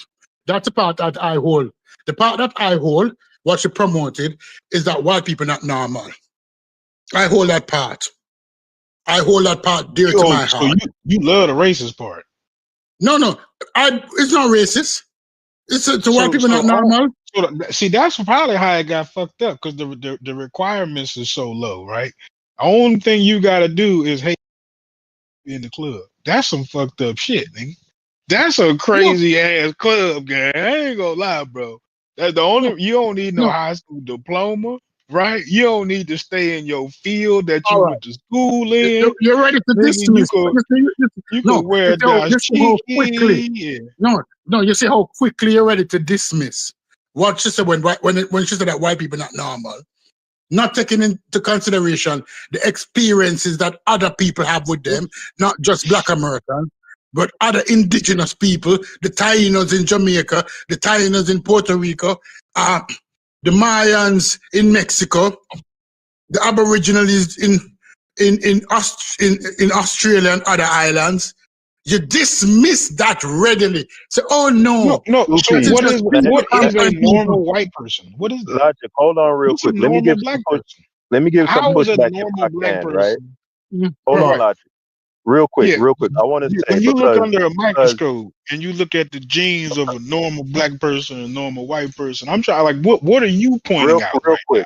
real quick logic. Like So not the so specific Chef, differences they talking about we in real science. I'm like, which ones we y'all was talking about having right we now? was When having y'all the saying same white people are discussion. abnormal. We was having the same Y'all discussion the talking other day, about right? like melanoma? Right, two peas. Y'all Hold talking on. about freckles? Yeah, hold on, logic. Real quick, real quick. So we was having Mhm. the same discussion They 2 days smell ago or different with you? so with when I was reading John Henry Clark's foreword to the Iceman Inheritance, right? And I was Mhm. essentially making the same argument that Stu Pease is making, which is basically that yes, other groups of people have practiced slavery, have been brutal and all of that stuff. But this particular group, the Germanic peoples who we call white people today, theirs is to an exceptional and just exponentially uh crazier degree, right? But Mhm. Chef said something that made me think, right? He said that what if they aren't exceptionally more violent or exceptionally more screwed up than any other group of people?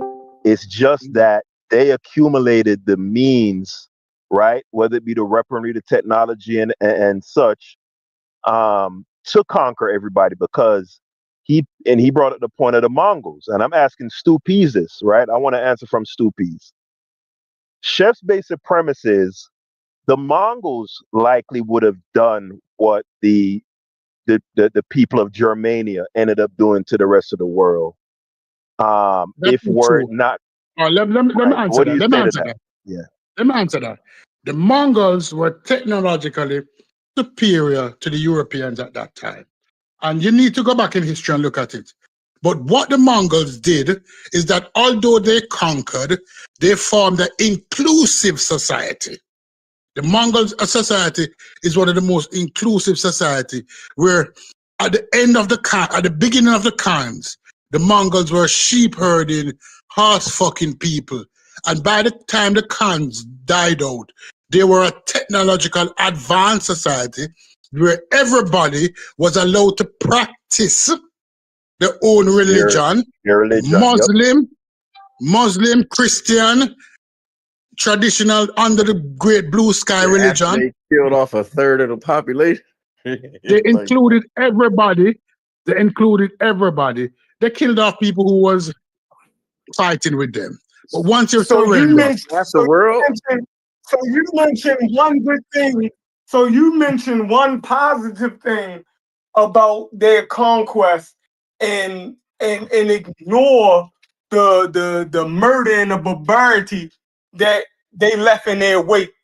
That's like so let's because talk the about English, the positive. Hold on. So let's talk about the positive things that the European has brought to the world and see all if right, that excuses and let's see if that excuses Shepherd, hold on. Let's see Let's if talk that about the positive. excuses Start. hold on. Let's see if that excuses their murder and barbarity. All Right? right, Would you let's say start. would hold on, would you say the eradication of slavery damn near worldwide is what Europeans, that's been a hallmark of Europeans in the last 150 years. And They All you're did right, and that you're because they right. all were right. they did that So because they were kind of slavery Hold on, was hold on, forceful. hold on, hold That on. was the No, slavery let me was reason. finish. universal. Hold on, slavery has been universal around the world for the last 3,000 years. Let me So kill him now. You ready? You at ready the for me to time kill of him? recorded history, No, no, slavery no. has You been don't an know history, intricate Sheffrin. part. Sheffrin, you don't know history. Let me teach you Let something him now. finish. Hey, Stu Peas, real quick. Finish Stu Sheffrin Peas, and real let me quick. kill him with this No, slavery. 2 seconds. Okay. Two Peas. Sheffrin said shit in 2 hours, and we're actually live on his channel. Let him get his thought out, and then y'all go back and forth. The Okay, nigga ain't because talking they were yet. killing We with this live on slavery thing that Carnivorous a lot Podcast. of people have. It would be I- inappropriate to like not let him speak on his own channel. Okay. Go ahead. So slavery has been integral, right, in human society for 3,000 years of recorded history. So when history starts being recorded, we already have slavery. So you can't mention uh, um, a continent where slavery didn't exist. and up to 150 years ago, it's been those people who enslaved West Africans who's been the most progressive against fighting against slavery, right? So me and you both at Stoopies, our people come from the slavery that those so-called Germanic people that Haskell just mentioned, right?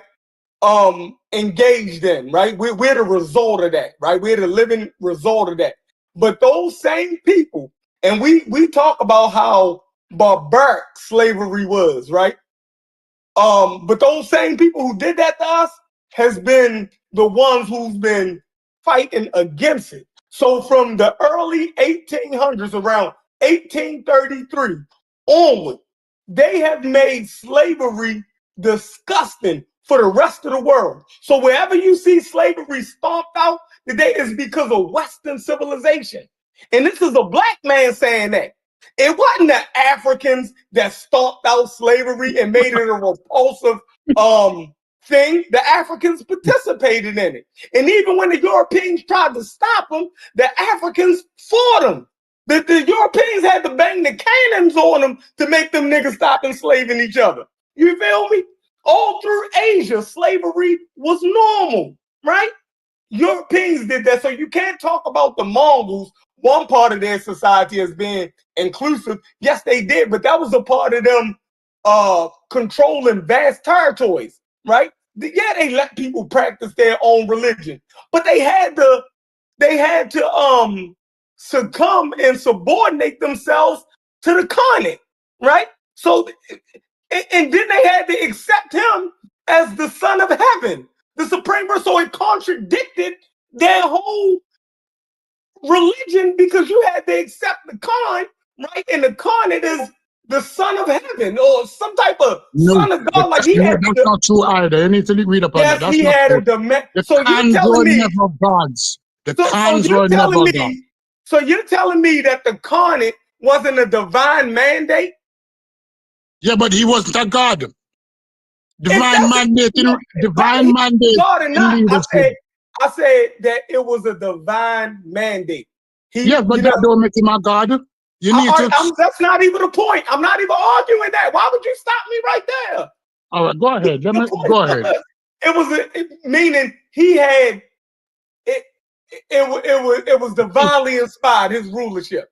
So you couldn't even fight against it. So how could you use some shit like that to try to say that that shit was a benefit to mankind and they wasn't just as barbaric or even more barbaric than the so-called Germanic people that Haskell was just talking about? Now go. Okay, let's start. I'm going to start from the back up to the front. Meaning that I'm going to start with the Khans. The Khans were never gods. They were never seen as gods. Every leader in every country. Say that. I said they had a divine mandate. Don't miss. Why would you do that? Divine mandates are nothing unusual. Even presidents are considered to have divine mandates. It was unusual. Stop! Don't do a straw man. Attack what I'm saying. Then why would you reach for it when most leaders in all countries, even in modern times, is seen as divine mandates? Because we pray for them before the election, and we pray for them after the election. And we asked God to help us choose the best leaders. So somebody being a divine mandate. How our political system works? Great. Of course, our political system worked that way. It worked that way. It worked that way, that religion, although there's a separation of church and state in the United States in terms of politics, it is still highly influenced by religion. Yeah, this is bad. Come on, get to your next point. You want to disregard that. But let's go back now to you saying that white people stop slavery. And you need to take into consideration the history of slavery. Go ahead. The history of slavery. The downfall of slavery started to happen in the 18th century, early 18th century. I said that. Right? And one of the reasons why it was happening is because, and I'm not talking about American slavery now, I'm going to talk about English slavery. English Because, slavery worldwide, because, right? yes, because English slavery was the first to be abolished. And then because the English couldn't have slaves, they also pressure former colonies and countries that they were at war with to end slavery. But the reason why English slavery was abolished is because there was a lot of rebellions happening in the colonies. And one of the greatest rebellions to happen was the Samshak Square Rebellion in St. Thomas, Jamaica. And that was right. And that was but that shit got put down. Y'all got put down. Yeah, but so it only lasted about 12 days. It wasn't that much, but go ahead. Yeah, the Haitians didn't get put down though. It got put down, but because it got put down, that don't mean that they weren't now in fear that there'll be more uprising. Because you had uprising before Samshak Square, you had Kojo, you had Three Finger Jack, you had all different kind of uprising. It was becoming less profitable, and these people started to fear for their life. Okay. They didn't do it because they wanted found religion. Yeah, that's not what happened. They wanted to. I never said that, but continue. No, they didn't do it. And they didn't do it because of the grace of them God. It wasn't out of the largesse, as how you're putting. Like they just, you know, they didn't do us a favor. There's many different factors of why they why they went against slavery. It just wasn't because of a Jamaican uprising or a Haitian. No, but that played a major part. That played a major part. The rules around slavery had changed in England. Listen, yes, it did. But continue. Because they didn't do it out to the grace of the heart. They did it because uprisings were being. A percentage of it was, but continue. There was no large percentage of it was. Got their writings. Hold on. Do you know we got the Parliament? You know what they were arguing? They just wasn't arguing that it was just out of fear that they. Man, come on, bro. You know. I ain't no lightweight like that. You can't get me with that. When our people write, we call out our people bullshit. But when white people write, it come from God. It's our game. And when the white people write them bullshit, you will not take it at face value. But when black people write their bullshit, as you claim, it's all of a sudden, oh, how dare they write that? And when the white man said this, it's a good story, man. They were in fear of their life and they was going twek, twek, twek. Because rebellions were happening all over. And they didn't want to lose the island like how they lose Haiti. Real quick,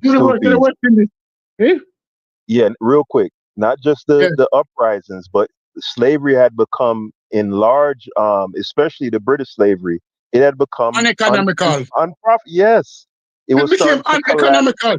Yes, it was starting to collapse in on itself. Right. It was costing, the means of production was starting to be more than what they were making, because like sugar was the other countries were finding cheaper means of getting sugar. So and it was falling apart. as it was before. And the land was not fertile as it was before. So the production levels were far decreasing. So they had to figure out a different way to solve the problem that they have. They did not do this bullshit out of the grace of the heart. And then after they had to abolish their slavery, they started now to be like a reformed prostitute who said, if we can't have slaves, the rest of the world can't have slaves. And at that time, America wasn't the economic power it was today. And because of the whole industrialization and the trading of cotton, most cotton went to England, to the cotton mills in England. They had some say.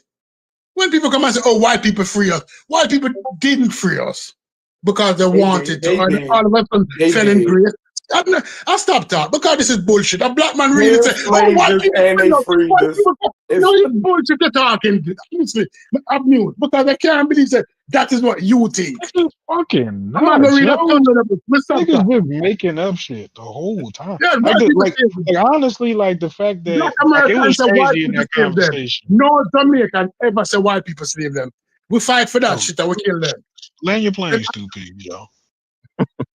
So why do we celebrate Juneteenth if they ain't free? That don't make no sense. Yeah, it's fucking nuts. Like some of that's got to be just facts to build off of at some point. Like we just making up every goddamn thing. It wasn't. I don't think any percentage of it was due to altruism, as what Chef is intimating. Not buying it. Economically, the system was. It was It was collapsing in on itself. That, and in addition to rebellion. that right, combined with the rebellions, it just became more feasible just to get rid of the thing. It was just a huge problem. Okay, so if it was more feasible, if it was strictly an economic Motherfuckers was choice, fighting that right? shit for 100 years. Yeah, if it was strictly economics and production, right? Then why did it drag on so long? And then when it ended, if it was best for them, why did they devote over half of the Royal Navy, right? Had the greatest navy in the world, and patrolling and stomping out slavery for everybody else. If it was going to be other countries that send themselves into financial ruin behind slavery, if it was so much unprofitable, then if I became No, smart, I said right? for the British. Hold on, let me finish. I'll let y'all finish. I'll let y'all finish. All right, go ahead. All right, you can start back up. I'm gonna mute back. Go ahead. All right. Why did slavery progress in the United States when other countries still was dismantling the slavery system? I ain't answering that. I just want to finish. No. That's the question. It's a question for me. It's not a question for you. It's a question for you. The reason why is that when the cotton gin was invented, you asked me the question, but you're gonna answer it. No, it's a question. It's for me. It wasn't for you. It wasn't for you. You saying it's rhetorical. It wasn't for you. It was for me. It was for me. It's a rhetorical question. Chef, ask me a question, Chef. Man. Slavery persisted in the United States. Let me finish. Slavery persisted in the United States because of the invention of the cotton gin. Before the cotton gin, and you need to know when the cotton gin was invented, 300,000 slaves existed in the United States. After the invention of the cotton gin, 3 million slaves existed in the United States. And it wasn't more than 50, 60 years. What happened is that cotton became very, very profitable. England wasn't producing cotton. America was producing cotton. And that's why they insisted. So it was still economically viable in America because of the extent of the profit margin that cotton produced. It was a cotton gin that caused the extension of slavery in the United States. If it wasn't for the cotton gin, if the cotton gin wasn't invented, slavery would have cut off about the same time it cut off in Europe. And then when the English realized that the amount of money the Americans were making off cotton, they decided that, listen, we need to get rid of this slavery thing. We need to stop them from getting all of these slaves. Because all of these slaves might result in more expansion in those states that they captured and give them more monopoly and power. They will become the new world leader. Just like how Trump cutting off Chinese EV, cotton was the EV at the time. And that's why it was a power dynamics. It was not altruism. They wasn't happy for you. If black people never fight, that shit will still be going on. The fact that you just compared the business of cotton and slavery to the Chinese electronic car revolution, it just shows that the art is not even. We're not even having the same. Unless you're talking about the lithium I'm just saying, like, that's kind of like, ain't no way you could have followed all them last.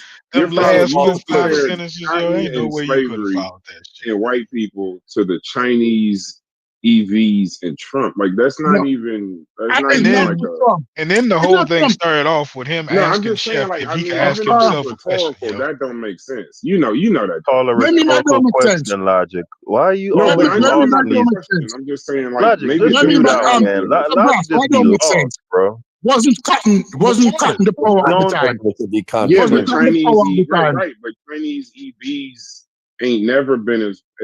You're comparing. Okay, so let's go anachronistic to these. I don't want to go down this rabbit hole, but let's go down the rabbit hole. Comparing the economics of cotton during slavery and Chinese EV. I don't think that's a. Who had control of the worldwide cotton market at that time? United States. Who have control of the worldwide EV market at this time? Who's controlling most EVs in So you Europe? doubling down on that? I'm doubling down on it. Okay. Because who control I EV ain't gonna market fight now? you on it if you doubling No, down on no, it. no. Who control it? Who control battery technology at I'm this not. time? We're not worldwide? gonna agree. The CP. Chinese. I'm not That's gonna why fight you on it. the We're just not gonna agree. comparison. And Oh, what hold Stupies. I'm not letting you get away. yeah, All right. I'm here. Now I'm going to rewind it. Right. Y'all said that it was only a matter of what was it? Economics and Economics rebellion. and rebellion, right? Yeah. So now, right? Again, if they saying that it wasn't feasible economically, right? And it could send their empire into financial ruin if they try to keep it up, It's the right? British. It's the British, Just the chef. British. Remember. This is Just not a the Belgium. oh, I don't even know what we're Belgium, talking no. about right now. God Mhm. damn it. Let Chef Leave get him. his shit off. Y'all do know we on carnivorous podcast, right? I don't And want I'm to keep letting y'all reminding get y'all. you notice Yeah, I'm like letting y'all y'all not get even all letting your the shit nigga out. talk on his own channel. This shit's crazy. All right, No, go ahead. I'm Go because ahead. I want them to get it all out. Like I don't mind stopping. If I gotta stop again, I'm not in a rush because I feel like I got y'all. You feel me?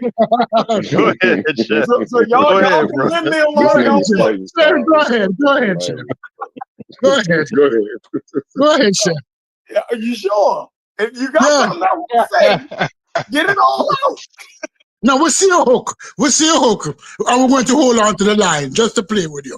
We'll grab onto the line. Go ahead. All Go right, ahead. Yeah. all right. So it's just not, the economic strain of keeping people enslaved and the risks, what I mean, all of the colonies and all of the places that had slaves was under the same conditions. And are y'all in agreement? It wasn't just the English. No, Okay. but No. some of the other slave colonies were out producing the English though. We're saying the Mhm. English were the ones who really they ramped up the whole stopping the slavery thing, not the Yeah. other, Yeah, not and the y'all Dutch, saying it was not just right. over economics. That's one part of it. It's almost Mhm. like the Civil War, right? How people will argue whether the Civil War was over slavery or some people say it was over states' rights. You dig what I'm saying? Some people say it was economics. All of it. I'm saying all of these things factor into it.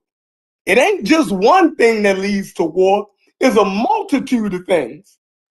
Are we in agreement? So to act like the Europeans, that they're not human and they don't have morality, it was people arguing against slavery. We can go all the way back to the 15th century, and De La Casas was arguing against the barbarity of fucking slavery, right? So even in the English Empire, there was always people that was arguing against uh, the institution of slavery. So that definitely played. And one man in particular, what was it?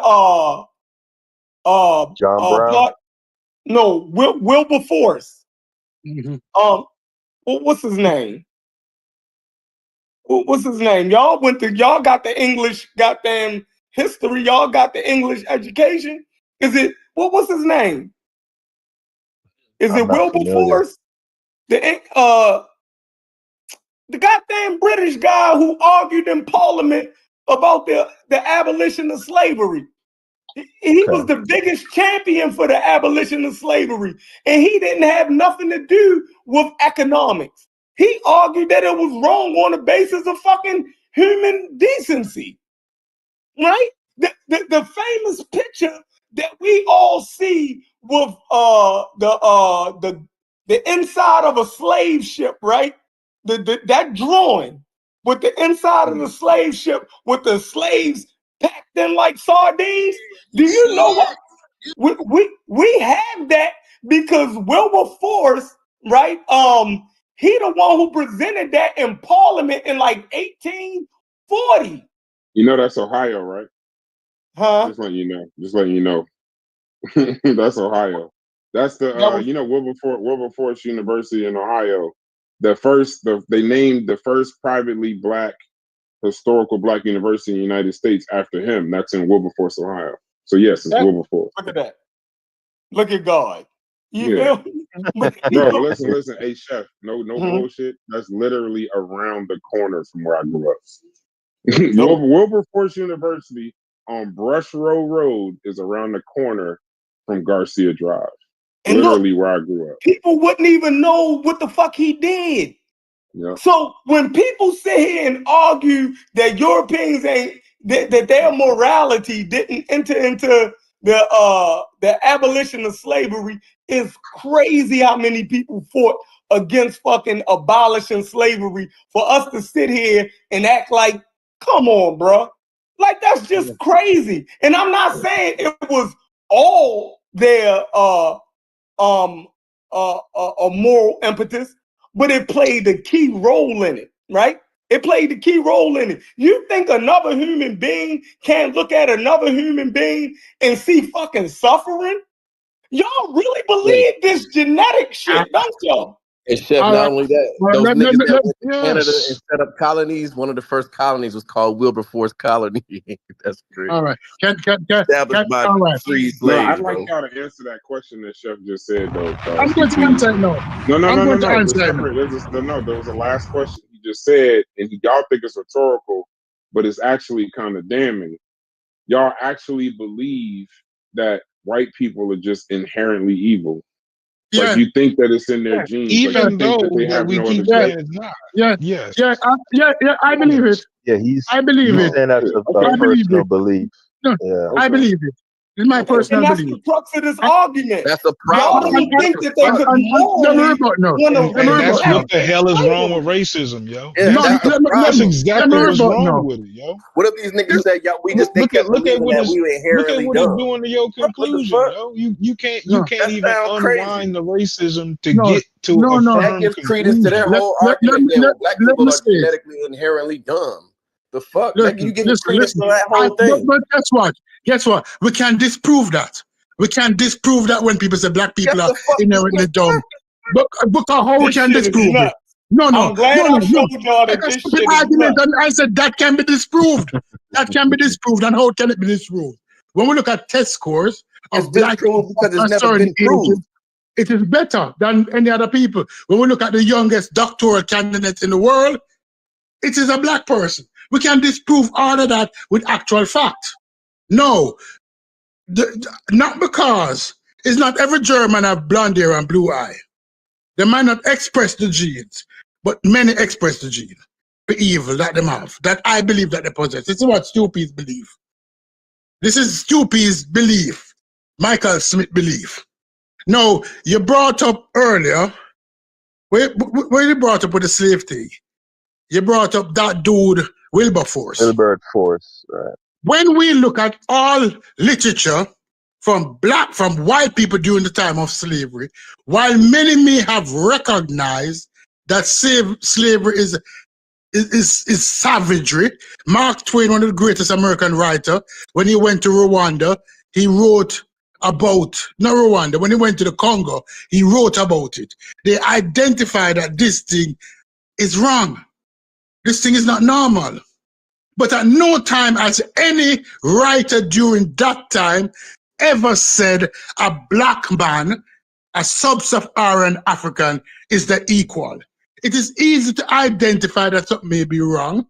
It's easy to identify that somebody may be a man or a woman or a human being. But I've yet to read where anybody, any of these white savages during that time, ever describe a black person as the equal. That is my argument. So it might sound convoluted, it might sound wrong, but any of you can show me a piece of literature during the time of slavery where a white person ever said a black person is them equal. Something wrong with that. That's a whole nother argument. You know what I actually noticed about this? Hold on, because we let them talk. I don't actually notice about this. It's really not about equality. See, I thought y'all niggas was fighting for equal rights this whole time. Y'all niggas just trying to get y'all lick back. I'm starting to actually get it. But that's really fucked up though, because whole time I think that what brings black people in is the good nature, right? The good nature of the whole, like the whole peaceful Africa shit. Only kind of like end up in a space where you gotta turn violent towards white people. That's kind of wild. Hold on, let me answer this question, though, Logic. So I'm gonna answer your question. Anthony Benezet, 1713, 1784, Pennsylvania, USA, wrote a short account of that part of Africa inhabited by Negroes, stated that black people were equal in capacity and intelligence to whites. His quote was, "The Negroes are of the same kind as ourselves, and their faculties of mind and body are in every respect equal to ours." John Woolman, New Jersey, USA, 1720, 1772, wrote essays urging Quakers to renounce slavery and argued that ownership of humans contradicted Christian equality. Benjamin Lay, 1682, advocated for immediate emancipation long before it was mainstream, argued that black people were being robbed of their liberty by violence. Thomas Clarkson, leading British abolitionist, wrote an essay on the slavery I said and commerce. equal, you only show me one equal. I said equal. You said liberty for the second one. You never said equal. I said equal. Why do you think they wanted them to? Hold on. So what is liberty? How do you have a less equal liberty? Why do you think they wanted them free? Because they were inferior? Liberty don't mean equal. Liberty don't mean equal. Since I'm doing a reach, Darwin wanted slavery to stop too, and since I'm doing a reach, then I'm going to say you said name one. Yeah, and you're right. No, okay. I named one. Wait. And I can't see based on the one because when I was doing my study, I didn't have access to chat. Wait. Here's two. Granville Sharp believed black people had equal legal and moral status. That's 1735. Defended Africans in British courts, including the famous Somerset case. Legal and moral status. Wait. Legal and moral status is not saying that people is equal to.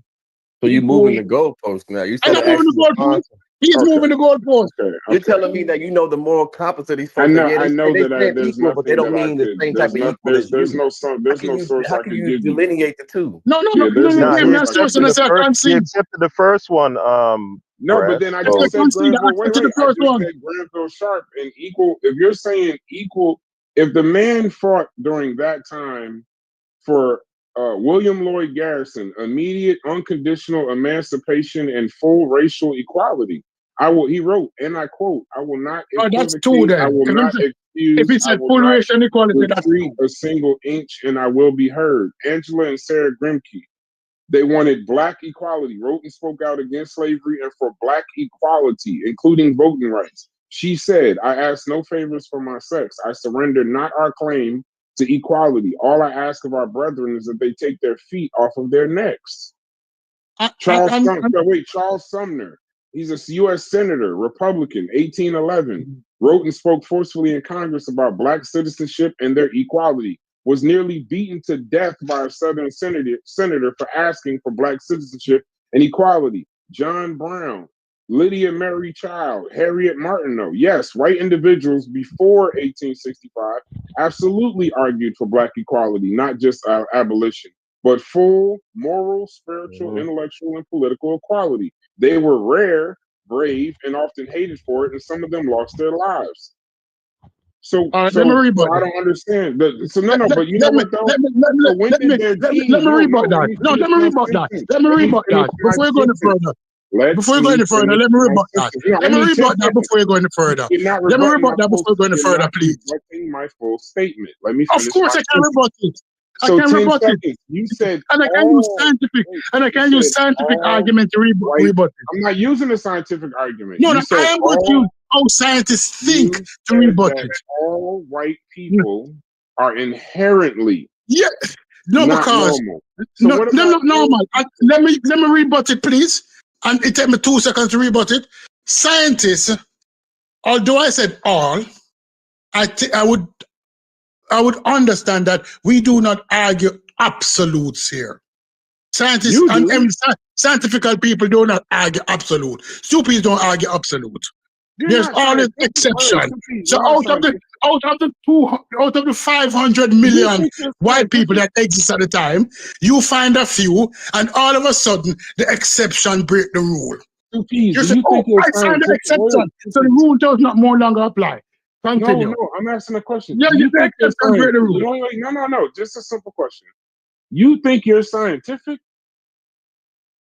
No, but I don't argue Okay, so then why are absolutes. you I don't argue absolutes. why So you when I say all, and nobody in you this can room argue argue absolutes. absolutes. You're not No, scientific. You can most do you certainly argue make a mistake. absolutes? Do you, No, Graf, do you argue absolutes? Do you want to make an argument? Do you argue absolutes? I might say it and then catch myself. Yeah, but I'm not But we scientific. don't, no, because I know that we don't argue absolutes. So although I say all, you know that you're going to find exception, but the exception don't break the rule. But when somebody find two exceptions, two white men who come up and say, oh, this is wrong, they're equal to us, all of a sudden the rule change. No, it's readily as soon as the opportunity arises where a white person can hold on a POC or somebody who don't look like them jump at the opportunity. They always jump at the opportunity because it's a nature. It's a nature of that person, that human being. It's not all dogs vicious. No, I'm not. No, seriously. All of them named all dogs. jokes aside, please. You truly believe? Yes. That the only. Yes. I mean, I truly believe. You truly believe that white people are just inherently evil? I truly believe that all dogs cannot make attack dogs. But that don't make them not dogs. I'm not saying that they're not human beings. I'm not saying that they're not human beings. But I'm saying that the nature of some breeds are different than others. I'm not calling white people dogs, though. I was calling everybody dog. I'm not comparing humans to dogs. Right? And it's not all, right? There's a it's not all turtle doves have the same. That's an analogy, Brass. It's an analogy. But how do you use it? Yeah. Why, okay, even if it's an so analogy. So he's basically saying that white folks would be the pit bull of humans. Inherently. Of the dog species. Yeah.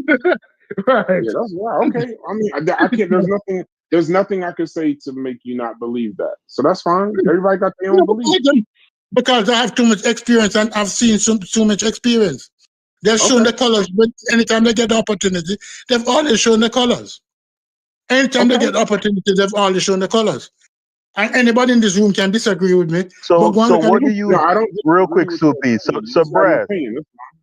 So Brass, if you had to formulate a theory as to why, because like I said, I kind of I had sentiments similar to Stoopy's, but when Chef made a point, it really made me go back to the drawing board, right? Which is why I like coming on here and having these discussions with you guys, because you have certain things that you reason within your own mind, and over the course of your life, you start to become firm in them, right?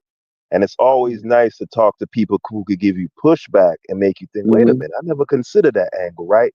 So Chef posits that the only reason why the European went about and kept doing what it's doing is because they had the wherewithal to do it, right? And that if other folks had the wherewithal, they could have similarly and likely carried on the same thing. And that's his explanation as to why he doesn't believe that they have like a predisposition to exceptional violence or whatever. What would be your premise as to why historically, because the historical record is the historical record. We can agree on that.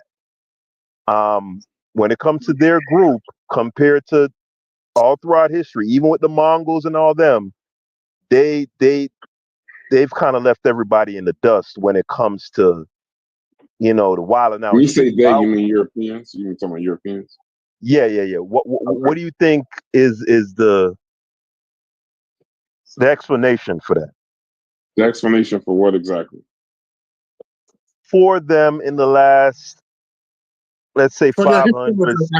Yeah, the historical record and just the exceptional level of not only the violence, but the obsession with hierarchy and subverting people's culture and that sort of thing. Things we haven't seen in the historical record anywhere near that level. What do you think is the explanation for that? Chef says it's just because they happened to get on a roll and they had the power to do it, right? And that other groups could have done the same thing, but they never accumulated that type of power. What's your explanation?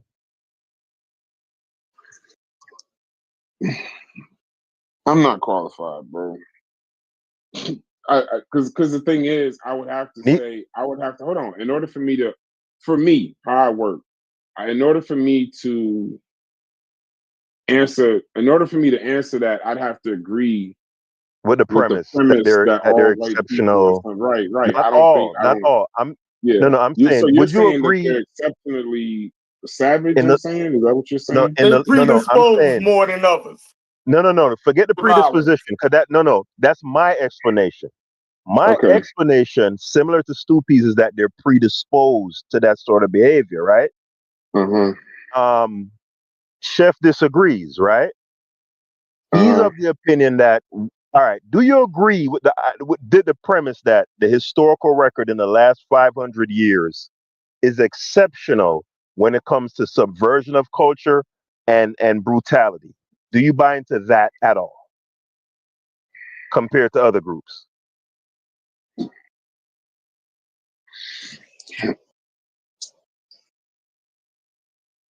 I'm not. Let me think on that. Do you buy into that, Chef? This is an Do you buy into interesting that? convo. This is Yeah, wild. this is. I don't, because the thing is, Haskell, I don't agree with the premise, and I don't think that they're exceptional. Because let me say, every time I want to answer your question, right, there's something that goes off in the back of my mind where I have to remind myself, right, that human beings are 99.9% the same. No. And what Remember, I'm not asking about the premise. Let me tell you why I'm struggling with that. So because that's a premise that I do agree with, that human beings are 99.9% the same, and that race is a construct. It's not, the colors is neither here nor there, but that we're all basically the same. It would be very difficult for me to say that somehow white people are just exceptionally brutal. That's just that don't it's the 99. It's not what you're saying I'm having trouble with. It's the 99.9% the same that I'm having trouble with, by breaking that rule and saying that even if we are 99.9% the same, the white people are just brutal. And that's where I'm having all right, let me try again, Brass. Yeah, let me try again, because the white people are brutal thing would be the why of it. I'm simply saying, are they the 60s, 70s Celtics of violence and subversion? Just the historical record, what they've accomplished. So a nigga got 8 MVPs, 15 first team All NBAs, that type of shit. I'm saying, over the last 500 years, are they the Bill Russell Celtics of this violence and subversion shit? Forget the why. I'm just saying of what they've done, what they've accomplished. Would you put them in the rankings? Yeah. No. Okay. Only read. I mean, because I go to the transatlantic slave trade and the brutality of it, but even that was Portuguese and Dutch also, correct? Yeah, those are white folks. Portuguese? Those are Europeans. Yes, in Europe. Yes. Then I'm having trouble still. I'm having trouble.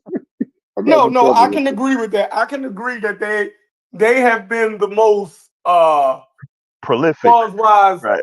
From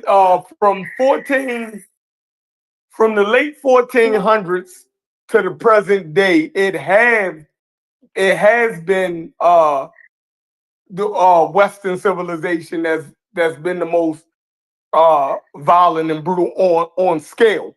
Not that other people haven't reared their heads up in brutality also over the last 600 years, but it has been in this small slither of history that we look at, right?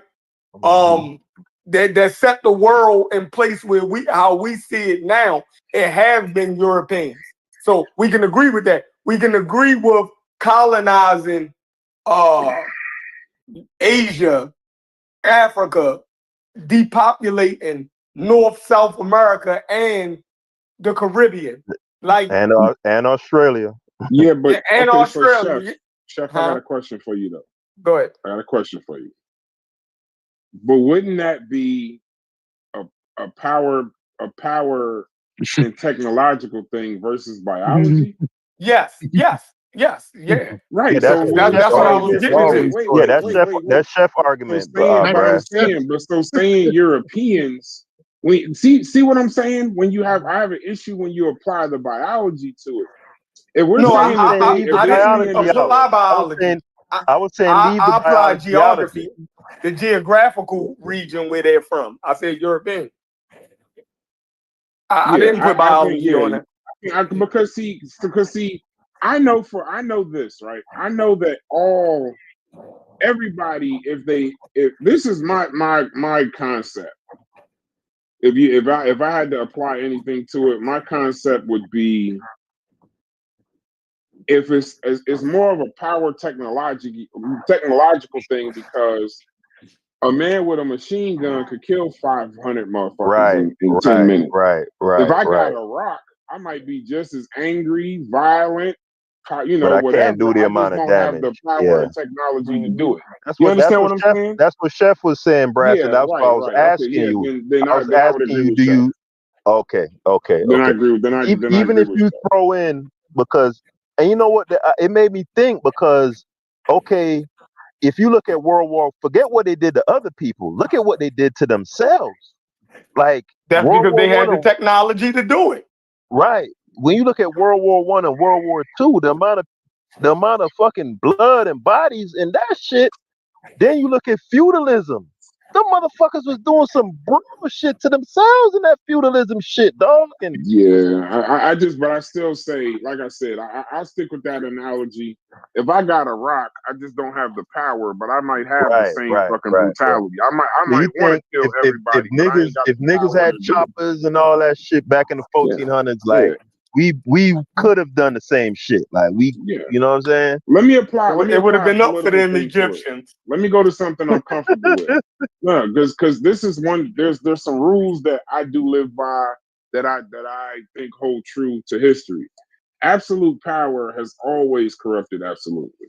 So when you have a situation where, if and when, and this is where I go to the 99.9% human, if and when a human was given the same set of circumstances, I can't say any other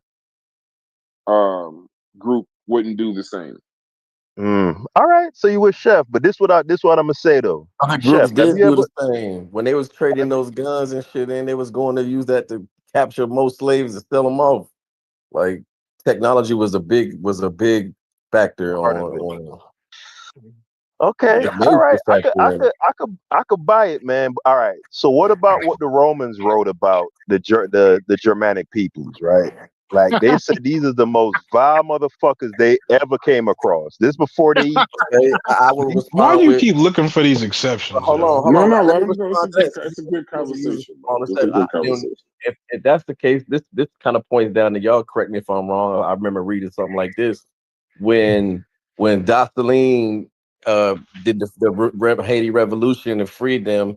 He took a liking to and excluded the Polish motherfuckers that was down there and the German motherfuckers down there. If I'm not mistaken, he actually gave them a citizenship and classified them as Noir under their new, little rule or order. So he didn't feel that way about those German people down there. Which country? talking about Haiti. He's talking about Haiti. Because he was at war with the French. He was at war with the I French. know, but there were some of those Poles and those Germans left the side of those French to fight with them, and he Yeah, because spared the them. friend of my enemy is my friend, but I'm he was saying at he war with the spared them, French. so obviously they weren't at what Haskell just described. But the Romans isn't a good example though, Haskell, because at the time, and that's another thing in politics. It's called his story. The victor wrote the story. So at the time, of course, Romans Bruh. didn't. The Hold on, motherfuckers no. wild, bro. I didn't even finish my sentence out. Y'all Go don't ahead. even know, or y'all might think y'all know what I'm about to say. But when the Romans ran shit, whatever savagery was is whatever they said it was too. Correct? I mean, I guess I they know. wrote Hold about on. No, no, I'm but just saying, oh, like, that was rhetorical. because Okay, go later ahead. on, when Germanic descended Europeans gained power, they redefined civilized to include themselves. So it's still, and then that's when they started saying Africans, Asians, and Native Americans were savage. So it's really still a power thing. Because those same But why Roman would they? descended But here's the Germanics, when thing, they though. later on, they just said they just changed whoever But was Brad, savage. the Romans came in contact with the Persians. They came in contact with North Africans. They came in contact with all other groups, different kind of groups of people. And they said, these motherfuckers, I can't relate the historical record off the top of my head because they get into details. Like when they talk about like all the shit that the Vikings was doing and eating each But other, it ain't like, just wow. specific to them. Those niggas and Native Americans, those Comanches, Apaches, those niggas was brutal, bro. Those vile people, bro. Like humans are just Why? Why you say that? Scalping Yeah, wasn't I the don't know about that one. Yeah, I don't know the about that one. scalping Comanche. was a The European name thing. Comanche is stamped. Man, what? Y'all better go. They No, scalp Them until they folks was Well, scalp yeah, vile. but people during war and shit like I scalping know that. what the name wasn't. Comanche means. but the Germanic tribes, listen, and you know history. You might not know historical record, but you know history. The Germanic tribes were a threat to Rome. Yes. Yeah, Right. but there So other it would groups actually were a make threat sense. too. Yeah, but listen to what I'm So that's saying. They weren't. propaganda.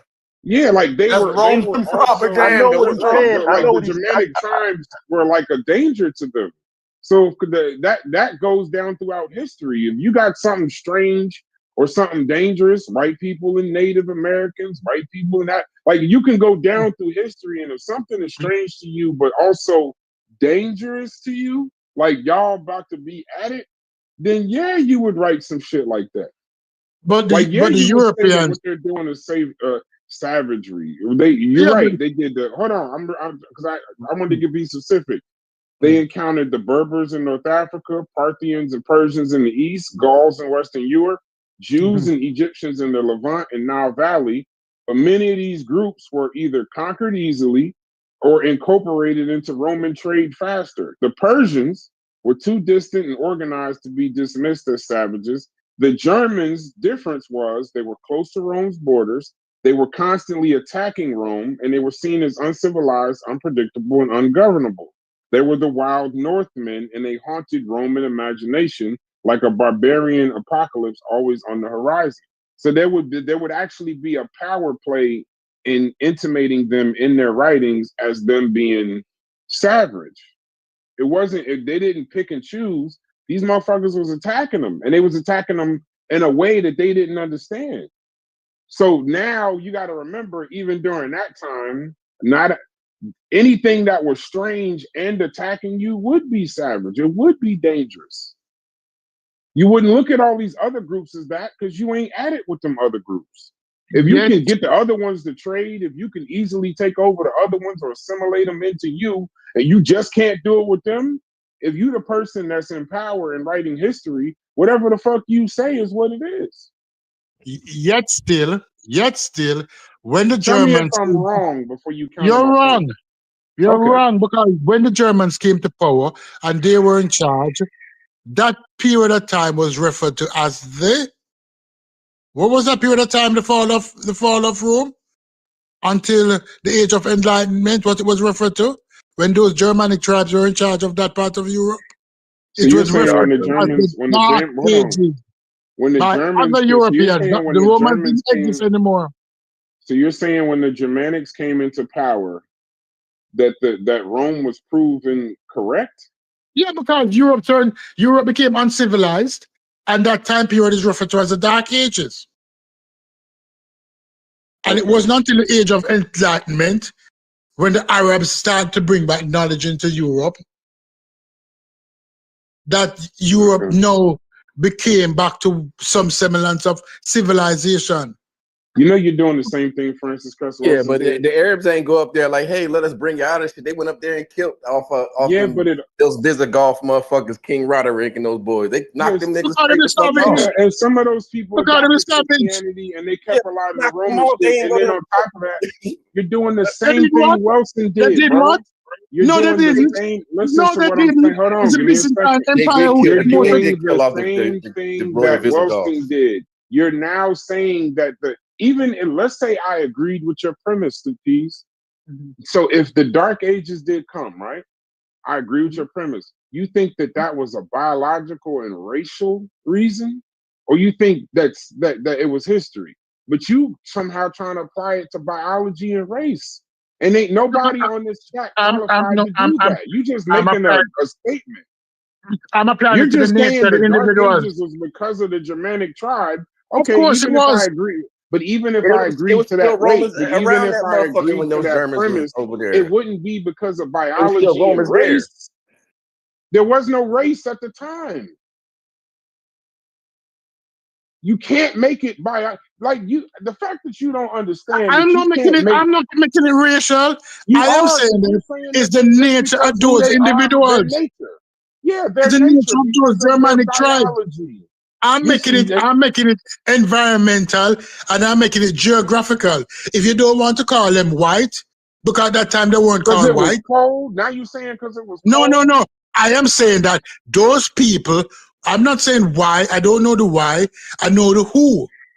I don't know the how, but I know Okay, the then leave who. it there. Okay, then leave it So there. those people from that area of the world who came to conquer most of the world, who their language, which English is derived from,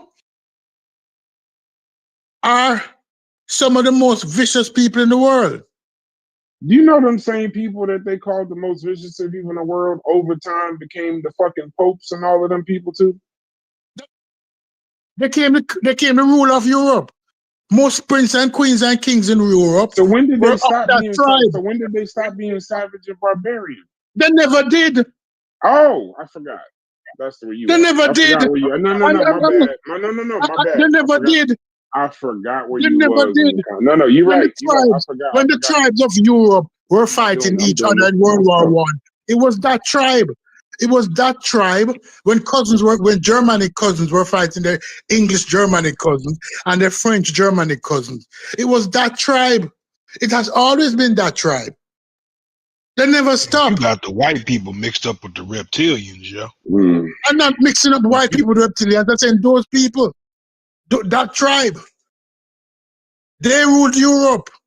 They were the prince and princess So the and the Germanic nobles people of are the Europe. reason for the dark. So they're the reason for the Dark Ages. That's what you're saying. Of course, yes, they were when they conquered Europe. Nah, Okay. they had diseases and shit Did going you on around forget that about the motherfucker. fucking Black Plague?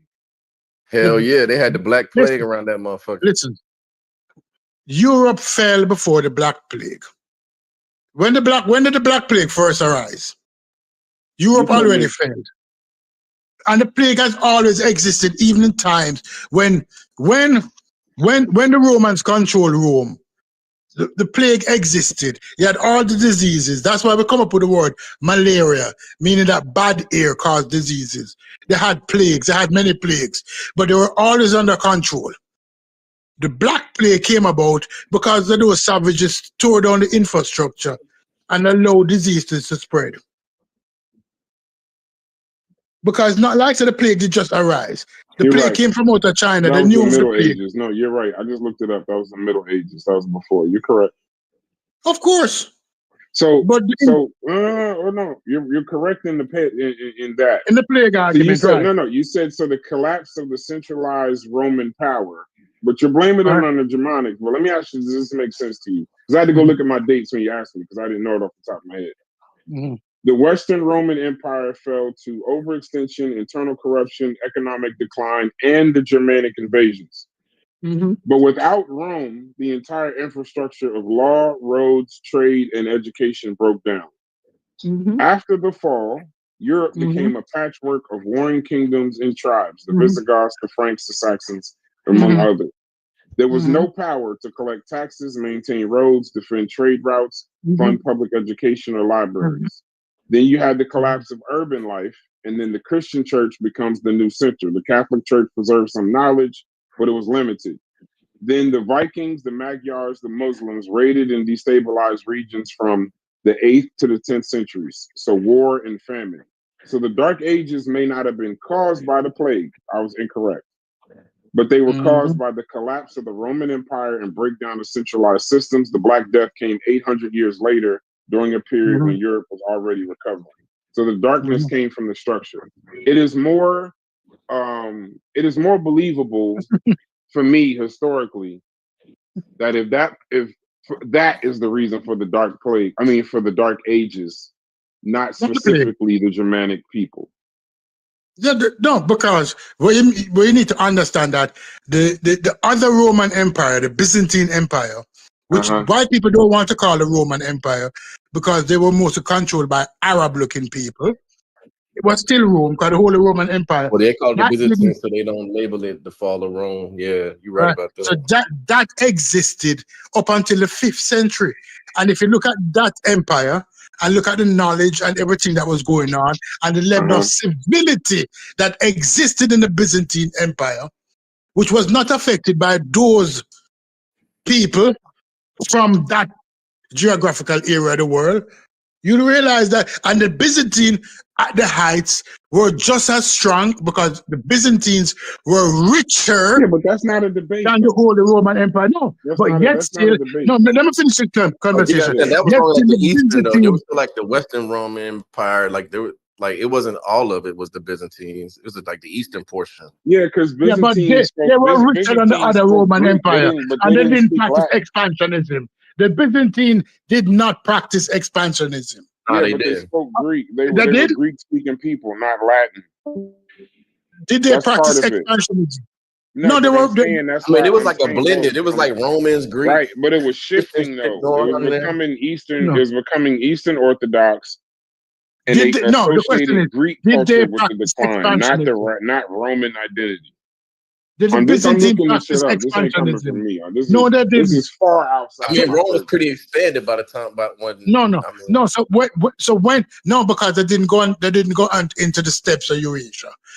So when you ask that question now, where people say, would other people, if they had the technology, behave like the Germanic people? And the question is no, not because you have the mean that you practice how they practice. Because the Byzantine didn't practice that way.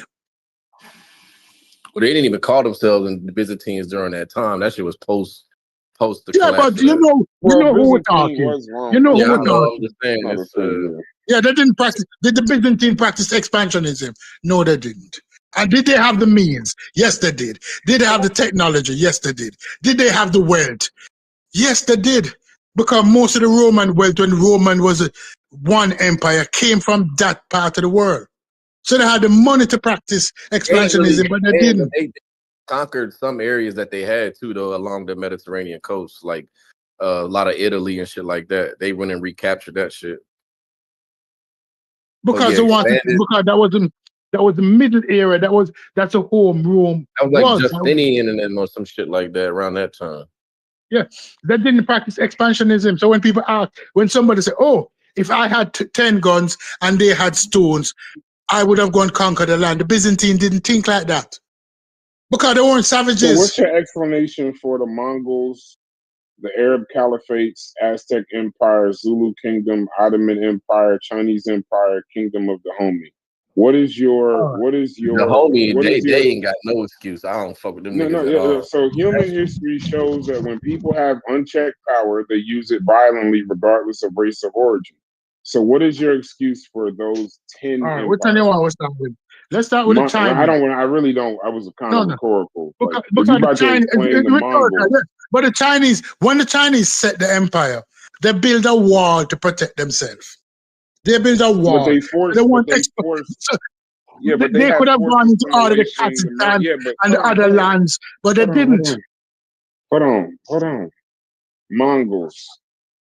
Mongols, Arab caliphates, large-scale slavery, Mongols, massacres of entire cities, 13th century, Arab caliphate, 7th century, Aztec Empire, human sacrifice, conquest of neighbors, 1300s, Zulu Kingdom, Mefakane wars, displaced or killed hundreds of thousands, Ottoman Empire, slavery, genocide, Armenians later, Chinese Empire, Kingdom of the Homie. The Byzantine Empire. You're just naming names now. Yeah, and I'm going to rebut two of them. Because the Aztecs, When the Aztecs, if you go and listen to the history of the Aztec and the Aztecs' origin story, the Aztec says they are one of the seven brothers in South America, in America at the time, and they consider themselves one of 7 brothers. They did not, and how they practice expansionism, and they didn't really practice expansionism.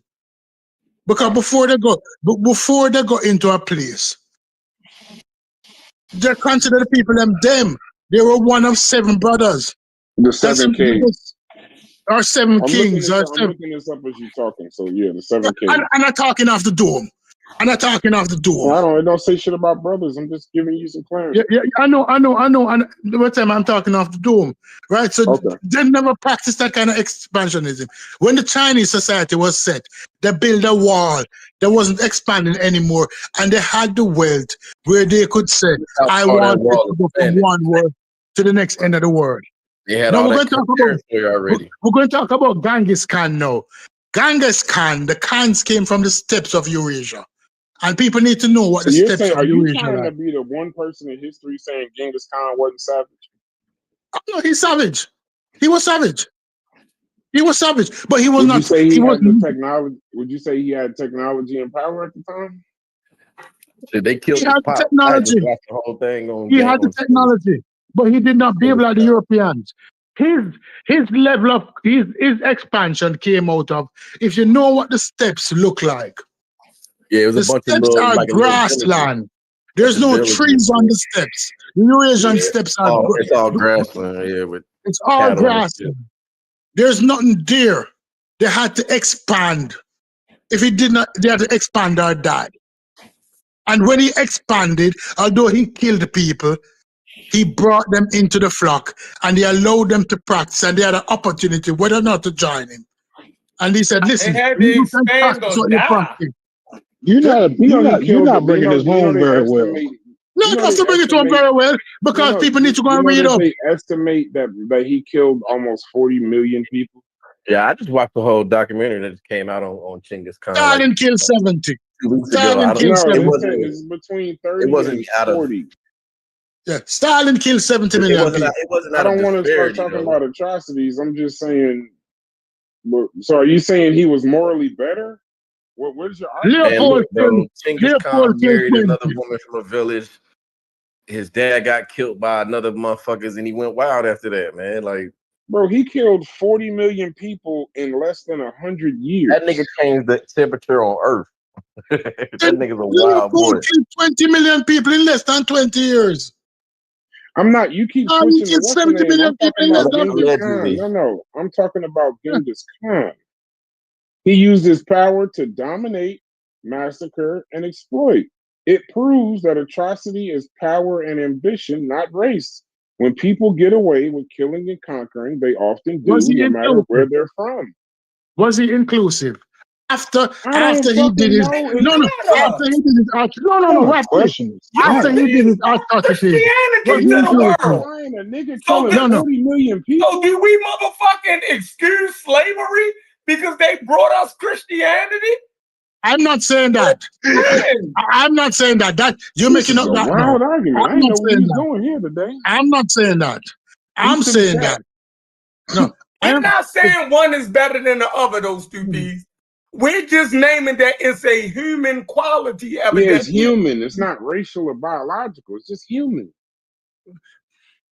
You're saying hold on to that.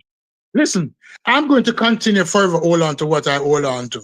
Yeah, I'm not. No, we're not trying to change you. And you're going to hold on to. You're going to hold on to the kumbaya. Like, that these people.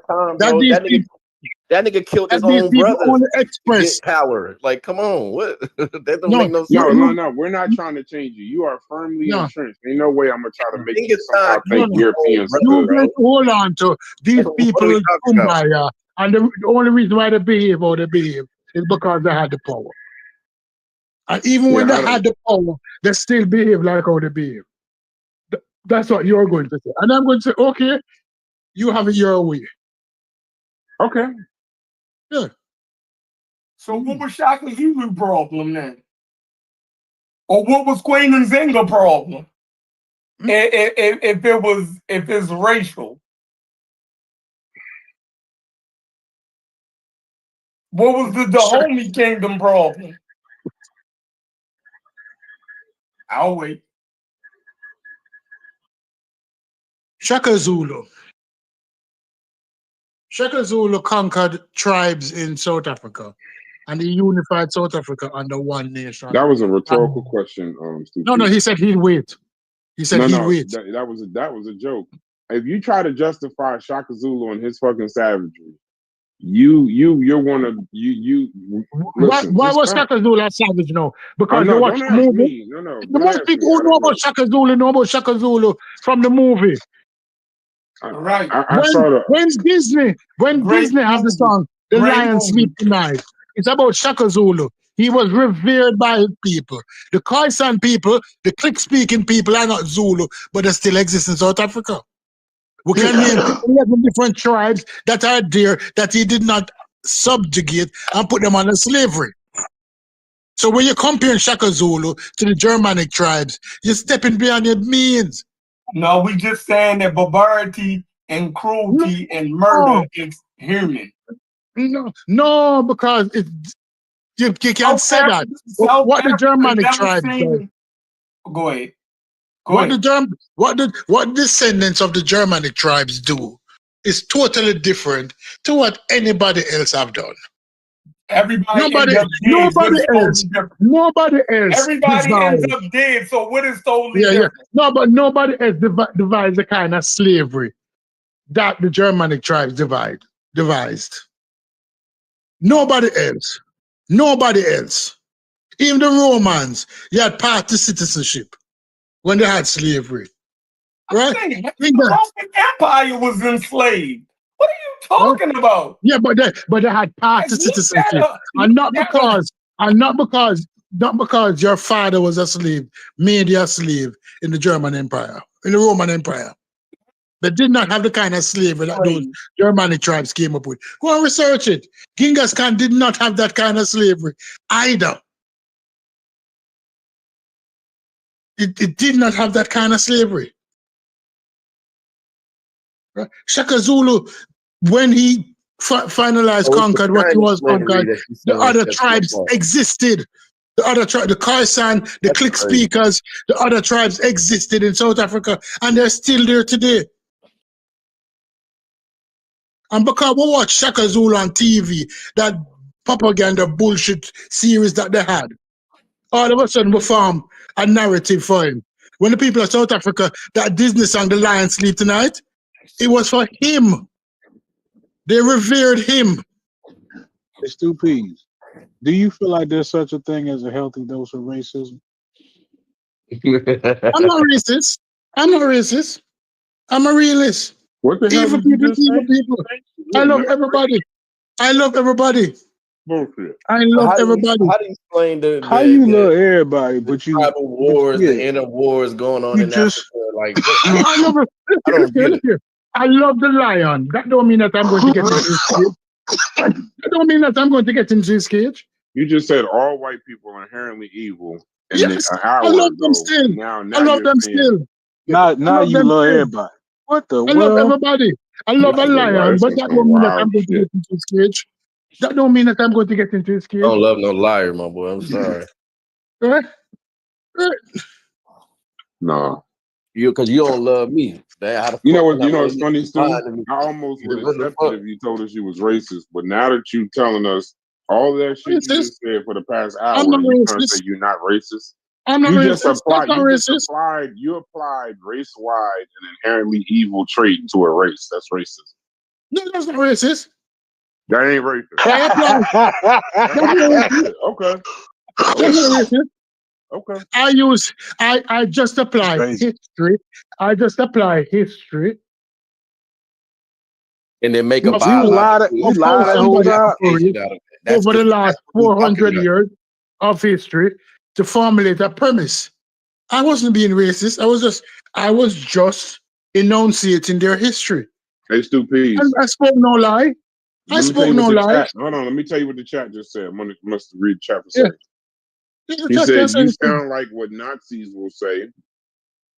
that they are not racist, just that some Jews are just genetically inferior and got to go, but we love them. We I love did them. not say, and I did Turn the not. heat up. I love you. No, and again, I did not say. We're trying to keep you warm. Yeah, we I understand did you're a not wild say. brother, but we're trying Listen, to keep listen. you warm. At Like, no what you time want? did I. At no time did I call the German tribe racially You're inferior. wild as hell, stupid. I That's one did of the not call wildest them things you've ever racially said. inferior. I did not call them racially If you inferior. calling white people inherently evil, that would make them inferior. No, it doesn't. That means they have no choice over their genetics. They're just biologically fucked from the start. That's inherently That don't make them racially inferior. but that don't make They them would be, racially you know, inferior. if that was the case, hold on. Listen, you're just juxtaposing the fact because you're assuming their power. But now let me You're ask not you assuming this. the power. No. Let me ask you this. I'm relating the actions. Let me ask you this, Supi. But if they were inherently evil and had no power, say that black people were we were the power, they would be inferior to us. We would cage them just whether they showed the fucking savagery, whether they showed the evilness or not, we would say, look at them savages. They're inherently evil. That's an inferiority. We'd be applying that they don't have a choice. You know what's funny about this conversation, Stupid? Fetty, cover your ears and don't start defending because I ain't talking about you. I've been refraining to try to bring that That's shit up. what the fuck they was saying. I've been trying so hard about not to enter that shit in. You think when it lines right up. IQ gap, We the just score born gap for black criminals and people, shit. you think they're saying that we're superior, but we're dumb? All right. You ready now? Because the argument that you make is only strengthening my argument. Right? To you. Because the nature of a person or the nature of a group of a person will determine how they treat other people. And I don't believe it is in our nature to subjugate people on a wide-scale generational level. If we had the power and technology, we most certainly would do it. And I think we wouldn't. Okay. And I think we wouldn't. Okay. How are you gonna say that when we was trading slaves for guns and fucking liquor and was going to round up more slaves to sell for more guns and liquor? What do you umbrellas? I seen the thing where they were selling niggas for umbrellas. Umbrellas. Yeah, Okay. And that shit almost killed me, yo. I'm going to use a modern example. To say why we wouldn't. And many persons might disagree with me on this. Enigma. In Rwanda, you had a massacre between the Hutu and the Tutsis. The leader of Rwanda is a person who his people were the one that was massacred. And what he put in place after the massacre of his people. The system that he's put in place and the approach that he had take for reunification is a total different thing than savagery and retribution. Source what? When Nelson Mandela came to power in South Africa, and I've known South Africans, white South Africans, and all of them were saying that they're going to Australia. They're going to Australia, or they went to Australia, and they this and that, because they thought that all of this knife was going to be turned around and kill them. And instead, you had a different approach to solve that problem. It might not have been perfect, but it was one that was taken into consideration, one that approached truth and reconciliation. Our people, when given the opportunity, when placed into power, have always tried the method of peace first. You brought up, when I said that, you brought up two examples, and I just brought up two examples. When black people have the power, they turn to savages. I know you're wrong as soon as you say always, bro. As soon as you say always, you're wrong. That's see African governments today. That's the beauty of you can't do absolutes. As soon as you say we always did that, as soon as you say we always do anything, human beings don't even work like that. Good point, But they did. But South Africa did right now. Yeah, we got African countries right now that's You, like you know what them niggas are doing to each other in the Sudan right now? Yeah, are we serious? Like I got my phone, man. I can show you like actual videos, my people's fucking villages, bro. That shit crazy, bro. That shit ain't no what. Look, you cannot use Sudan, and the reason why we can't use Sudan, that's I can't use the Sudan. Okay. Let me tell you why we can't use Sudan. Okay. Ready? Wow. When you have a bunch of people that is brainwashed, when you have a bunch of people, let me finish now. When you have a bunch of people that is brainwashed by religion, and the Sudan conflict is primarily a religious conflict. Am I right or am I wrong? You're wrong. It's the Sudanese conflict, a religious conflict. Are they niggas? The point is, are they niggas? All right, so I we're can't believe I'm about to say this, Chief X, but could you please come in here and give us some peace, right, calm, let me just, and clarity, let me say this. Is that Chief X? Is that Chief X? I don't talk to Chief X, you know. Yeah. Chief So, X, this is hold on. Go on mute, Stu. God damn. So this is what I like to clarify when people bring up the Rwandan genocide, right? And the savagery of it, okay? What people fail to realize and mention is, listen to these numbers. Over 500,000 women were raped, mutilated, and murdered. I'm talking about children, female children, and the women. 500,000. That's a lot. That's some savage shit. You know what I mean? That's some shit they did on their own. Nobody told you them to do that. Everyone has savagery in their race. I just wanted to add that tidbit. Oh yeah, I mean, the person that disagrees left. If you got Shaka Zulu, he created his empire through innovation and conquest. Here's what it is. Like it's not a. And if for those people asking me to source up that human beings, if given the power and technology, would do the same, you source up and go read the history books I'm not about to read to you. I just told you. Enigma trolling, yo. Yeah, got to be. I don't even think that's him. That's probably, I was about to say some crazy shit. That's probably somebody we know. One other thing, Brass, like, for instance, Western Central African tribe went to war with their neighbors. That's their form of colonizing and expanding their numbers, right? They went to war with their neighbors. They didn't have ships and weren't seafaring people to go to other people's lands and kidnap and colonize and do things. Trust and believe, if they had some ships and was able to travel to other countries and other continents, oh, they would have been colonizing and taking folk. You know, my issue with the argument is, though, Chief, and this goes back into a logic. It's funny because I think about logic in these conversations. When y'all say things like, not y'all, but when the narrative is that Black people will always choose peace, do you know how inhuman that actually makes us? War and peace, humans do both. So are we not human? Like, are we like somehow this, we can't seize power. Even when everybody else around us is choosing violence, we got to remain passive. And you'd also be saying, whoever Enigma is saying, source up, you can't possibly say that all Black and African peoples on this planet since the beginning of time have no history of resistance, rebellion, or empire building. You just don't. It's a human thing. It's not a racial thing. Now, can we say that their record is particularly savage? Yeah, but not because they're European. They've had the power, they've had the technology, they exercised it. I don't think if the roles was reversed, huh? No, you can't name an African empire without having to acknowledge their expansion and war effort. Like that is an oxymoron, right? So if you go to the Ghana Empire, it was expansionist.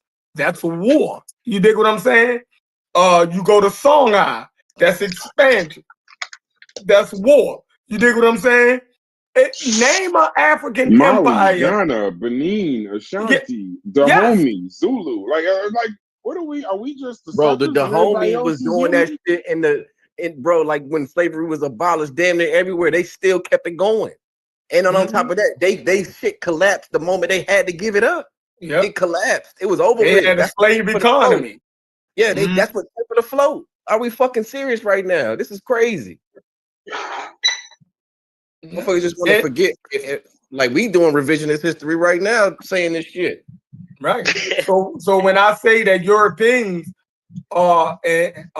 Western Europeans in the 19th century was the main group of people that gave us our humanity nowadays for human beings being repulsed about slavery. The disgust that we have over the institution of slavery is a Western ideal.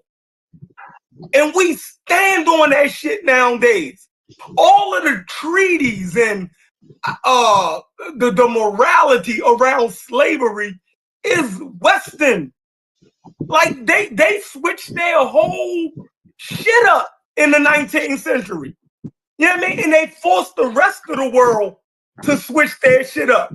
I'm telling you, 3,000 years ago in recorded history, there was already slavery on every continent, right? It wasn't until the Europeans in the 1900s did a 360 and the rest of the world had to turn with them. Niggas don't like to hear that, but it's the truth. You know what I mean? They can't deal with that part. They think that Europeans are. They said, you know what's scary? This is all to defend Francis Cress Wilson and John Henry Clark. Do you see how far? Do you see what you see the length? Look how far we done got away from Francis we Cress gotta Wilson. go to defend John Henry Clark and Francis Cress Wilson. Stupid's not into John Henry Clark and people like that. So that's not his. That's how he started. No. He said he agrees with those people. Yeah, like, he listen, agrees like, with hey, Haskell, hold on, Haskell. Let me say this. You asked him what his favorite part was, bro. Let me stay in this. It was the racism. And then take it over. The whole conversation started, and this is when people say, "Oh, this shit ain't alive." Nobody believes Francis Cress Wilson and John Henry Clark. He is literally someone that believes in the white genetic annihilation and the melanin. No, he believes that shit. Brass, I'm telling you what I listen to what I'm saying, bro. I'm telling you what I know. I've been knowing the man for about 5+ years, and he's been coming on these panels for a while too. That shit that he's saying about white folks, that's something that he developed on his own, just through reviewing history and all that shit. That's before he even knew what a fucking Francis Cress Weldon was. I'm telling you. But even if he don't, okay. This is what I'm saying. Okay, go ahead. He learned about Francis Cress Wilson from these niggas, right? Only thing he was saying is that part of her trying to create a hypothesis around trying to explain these group of people exceptional level of brutality and warfare and all that shit. He's saying he agrees that it's something intrinsic about these people as to why they behave that way. Now that's independent of Francis Cress Wilson or not. You get what I'm saying? It just so happens that he just happens to see it that way as she does. He wasn't defending her. Trust me. No. I'm not saying he was defending her. I'm saying we was talking about Francis Cress Wilson, and he said, "You know what? I'm just using his words. Subconsciously, I agree with her." That's what he said. And so even if he just learned of it now, he offered this subconsciously. I agree with her, and then proceeded to go to Germanic invasions in Rome. The lengths he went to defend this bullshit, but everybody around us, Haskell, is telling us that what she's saying ain't true. But there are people that believe that shit. Even if if he it's didn't, independent no of her, doubt. even if it's independent of her, there are still people that believe that shit. That shit gotta go. It's holding us back. even if he didn't know her or get it from her, it's a bunch of people, thousands of people, been parroting her ideology. Oh yeah, I agree. That's no Yeah, debate for me. because That's not It no like came, debate. I it came said, from her one way or the other. Whether he knew it came from her or not. nah. Plenty people Yeah. feel that. Listen, plenty people been feeling that way before Francis Cress Welsing, bro. When they It's look, a best-selling book at every Yeah, black but them people didn't write bookstore, the ISIS. Them people online, didn't wherever write you the want to ISIS look. papers. Those It's a top Oscar, you'd 15 have to book. agree. say You that have the again, people that Brass. those same people that felt that same way. You know, I would agree. There's people on this chat right now that feel the same way, but they didn't write the ISIS papers. She wrote a Yeah, book, because and they weren't. that book. Perhaps That book they was weren't. flooded in the It community. wasn't. Perhaps they wasn't clever enough to, come up with. Because, like Stu P said, he don't know the why. You know what I'm saying? Or you know what I'm saying? But perhaps it wasn't clever as her, or had the platform that she did, or or they weren't inclined to put pen to paper like that. But Right. that shit that she's saying ain't new. Like, people look around and they look at the historical record and they say, God damn, these motherfuckers, like, we know human beings is violent, but these niggas the 90s bulls of violence. Like what? Your sports references are fucking hilarious. You said one earlier. I was still laughing at that shit. You said that they were you said they were the South, yeah, the Bill 86. Russell and them looking at her. That nigga said the 86 Celtics. Those some unbeatable motherfuckers too. But see, you know what? Your narrative with that though, even that kind of like bolsters the point. It makes their white supremacy unbeatable, Chief.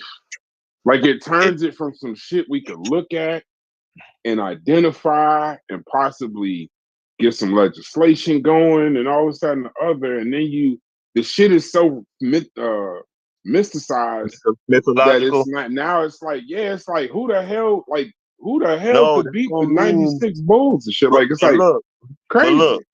that don't mean that they undefeatable. But all right, so look, let me read this right quick about the Germanic peoples, right? So I asked AI, was Germanic culture centered around war? It says yes, warfare was a significant and constant element of Germanic culture, especially during the Iron Age and the centuries leading up to and during their interactions with the Roman Empire, right? Here's why. Frequent conflicts. Germanic tribes were frequently engaged in wars, both between themselves and with neighboring groups, including the Romans. Importance of warfare. Warfare held considerable importance in Germanic society. Men began battle training at a young age and received a shield and spear upon manhood, symbolized their readiness for combat, highlighting the integral role of military prowess in their culture. Acquisition of resources. One primary motivation for warfare was the potential to acquire resources and booty, particularly during raids on neighboring communities or Roman territories. Warrior culture and chieftains. Germanic society had a warrior culture where warriors were fiercely devoted to their leaders as chieftains. These chieftains, often elected based on merit and skill in battle, relied on retinues of followers who depended on their leaders for military service and shared in the spoils of victory. Religious and societal influence. Germanic religion and ideology were heavily influenced by warfare, emphasizing a heroic death in battle. However, it's crucial to acknowledge the following nuances. Not solely defined by warfare. While warfare was a prominent aspect, it's inaccurate to say that Germanic culture only revolved around war. Other facets of their culture included agriculture and animal husbandry. These were vital economic activities, particularly in settled regions. So they ate food so they have energy to go to war. So social structure. Germanic society had a social hierarchy, including kings, nobles, freemen, farmers, artisans, and slaves. Although social status was often tied to individual achievement and military skill. So even still came back to war. Religion and rituals. Germanic religion featuring gods like Woden and Thor, some warfaring ass gods, involved specific rituals including sacrifices and the reverence of sacred natural sites like trees and groves. And this is me editing shit in. That's where they would hang motherfuckers up and shit and decapitate motherfuckers and play with their body and all kind of crazy shit. Arts and craftsmanship. Germanic metalworkers were skilled craftsmen producing high quality tools and weapons. Everything comes back to war, dog. Like, and I know what you finna say, Brass. What am I about Plenty to say? of other cultures train their young to be warriors and all No, of that's that what I was shit. about to say. No, But what society don't develop weaponry though? That's crazy. War-centered doesn't make people savage. I'm just saying, war-centered people doesn't make them savage by nature. No, I'm saying their whole identity, their whole culture, their religion, their art, everything is about warfare, nigga. Like, But you Yeah, know, but it you doesn't can make read, them you can savage. read, you can read the same thing about the Native Americans, and they war with each other before the Europeans and after the Europeans. And it still don't make them savage, Chief. You can say that about every people on planet Earth. Y'all know what Comanche translates to in their language? Doesn't make It it means savagery. one who fights with everybody. That's what Yeah, they tribes Sparta down there was called. The savage. I mean, Comanches. there's a lot of people that. The I mean, fuck? Sparta was war-centered. Doesn't make them savage. The savagery is like something. It's something. You're not talking about war. If we're talking about war being savage, then everybody is fucking savage, and no, everybody ain't savage. and your entire society is centered around warfare. That's just not normal. That ain't normal in no other. The Spartans, they did that because of what happened to them. That developed because of the fucking slavery and shit they was put under, right? These motherfuckers was doing this shit to themselves. Like the Germanic tribes, they was steadily at war with themselves. And not only that, they wouldn't just kill motherfuckers. They made that shit ritualistic, like hanging motherfuckers on trees and decapitating the bodies and letting motherfuckers see it to send a message. And they still man, became that the shit ain't no. foundation of Western civilization. And also Romans were kind of, they had a lot of fights and putting animals against humans and in Colosseum fighting and scrapping and violence. I mean, I think this applies to all people. What would you say about the samurais, Haskell? What about them? That was Japanese war culture. War-centered culture. I mean, was they gods and all that shit centered around war? I don't know.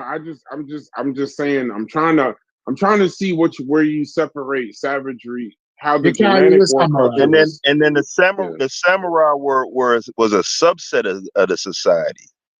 Right, and they all serve the same master. They weren't individualistic. Why you leave when Chief X came, Stu? I don't listen to Chief X. That's when Chief X start talking. I jump off. I don't listen to him. Yeah, but he shouldn't make you leave. We was enjoying your contribution. No. No, I don't want to hear nothing from him. Okay. Me personally, I don't have no problem with other people. Okay. Yeah, so I was saying it's the samurai and the ninjas and shit. That's a subset of society. That's literally the warrior class of the society. With the Germanic motherfuckers, that was their society. That like through and through, like raiding and kidnapping women. Well, all the motherfuckers did that shit back in the day, but their whole shit is around murder and then ritualistic murder. So now I'm outside of my depth, but I want to say it says the samurais weren't a subset; they were the ruling class for centuries, and that the samurai culture actually shaped Japanese society. And Japan, under samurai rule, was constantly at war. So calling samurai a subset is like calling Roman legions or Spartan warriors a subset. Technically true, but they ran the entire society. So we're talking about the society of the people.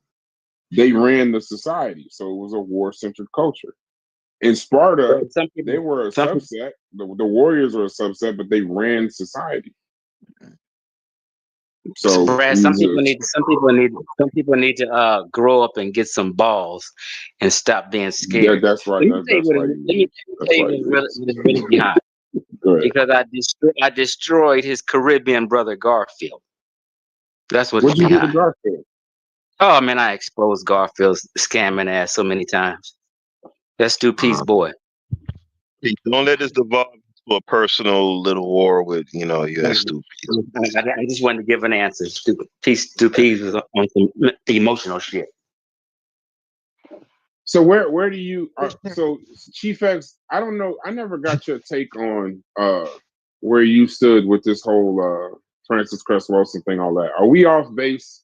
Should we leave we were told to let the dead people be dead and focus on 19 Keys and Tariq Nasheed and Umar Johnson, and we think that's a flawed argument. What say you? I think Francis Cress Wilson was a supreme grifter. You know what I mean? I think she was a liar. I think she made up all that stuff to grift black folk, because black folk will fall for that. And you tap black folks' emotions by, calling a white man the devil and he's evil and this and this and that. White black folk get hyped when they hear that type of shit. Yeah, you're right. Yeah, yeah, yeah. And it gives them excuse to be racist like she is. You know what I mean? So we fall for that kind of stuff. You know what I mean?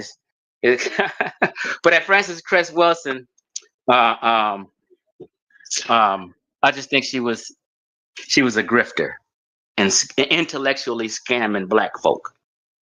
So how do you feel about, do you think that our campaign, I wouldn't even call it a campaign because we never bring the shit up, we're just responding, but definitely a campaign. Don't do that.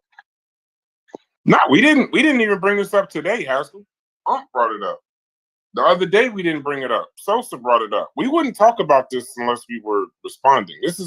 These conversations at this point, Haskell, are responses. We didn't wake up today and say, let's talk about Francis Cress Wilson. He's about to talk about the Heritage Foundation. So Unc started telling us focus on two niggas in a hyperbaric chamber and leave the dead people alone. And then somebody else fucking jumped in and all this other shit. Like, this is just a response. That's all it is. We're just dealing with what the Discord chat is saying. None of us brought up Francis Cress Wilson today. Unc did.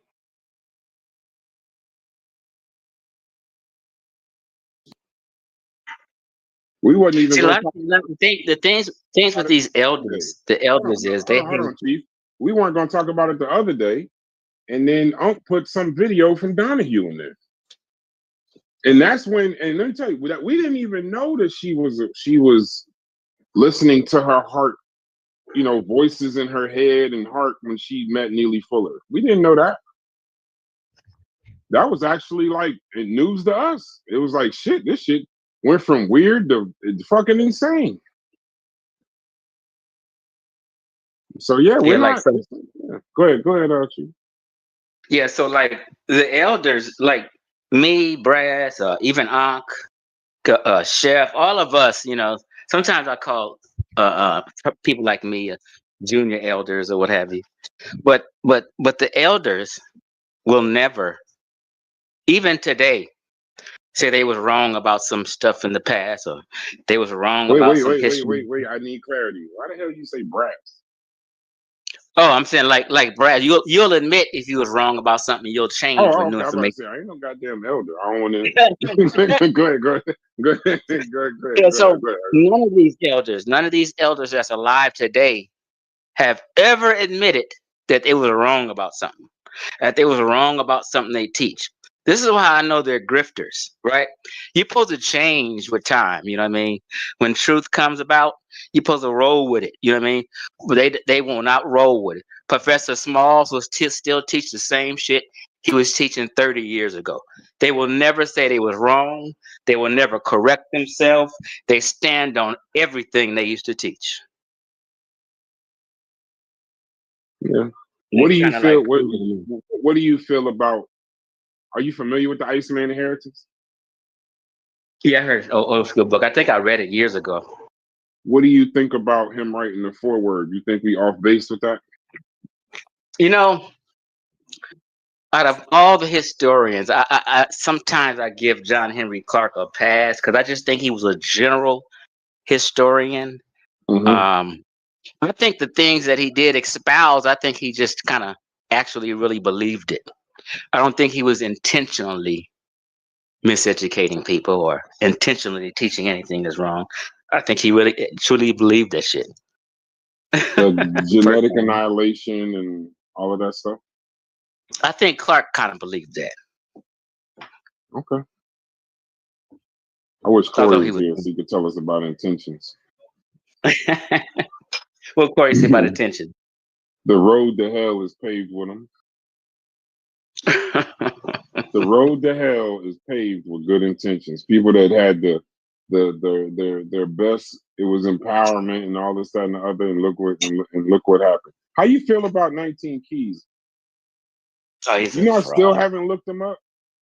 I hate that nigga. He's the worst nigga out here, bro. Like, Jesus, he the final boss? No, he ain't the final boss, but he kind of like, you know, he reared his head into like, you know, popular social media. You know what I mean? It's almost like his shit grew legs. Like, you know what I'm saying? He was having really prominent guests on, like people also, you know, buying into his shit. Nigga had Billy Carson on that motherfucker.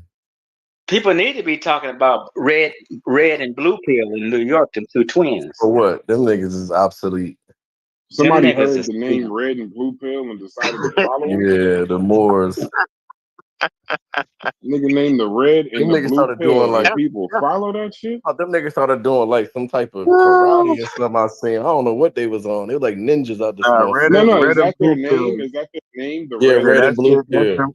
Oh, red and blue pill. That's their monikers. But like I said, they ain't never really take off. They don't got the charisma. It was really weirdos. They pretty much relegated to this community. The only nigga from this community that blew up was Pharaoh.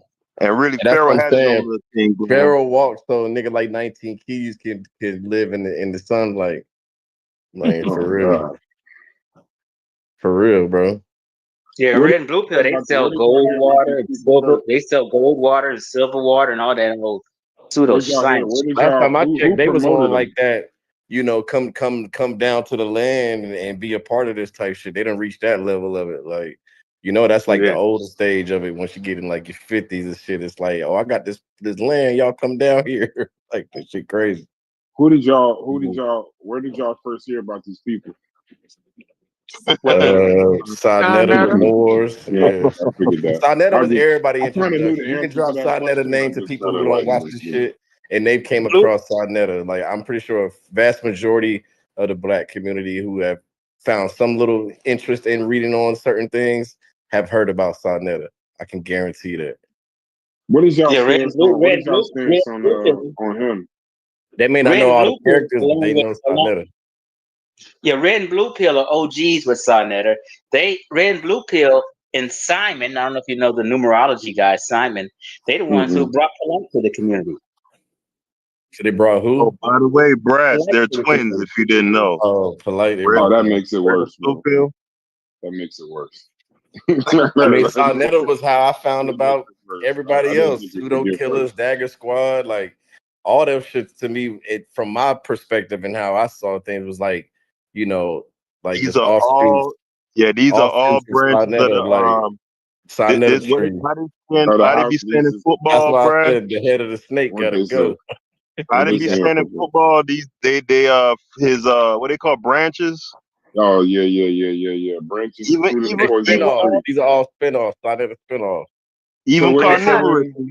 Even carnivorous is a branch. Podcast is fruit of the poisonous tree. Pseudo Killers is a Sarnetta spin-off. I saw them on Sarnetta. You said the Pseudo Killers was a Sarnetta spin-off?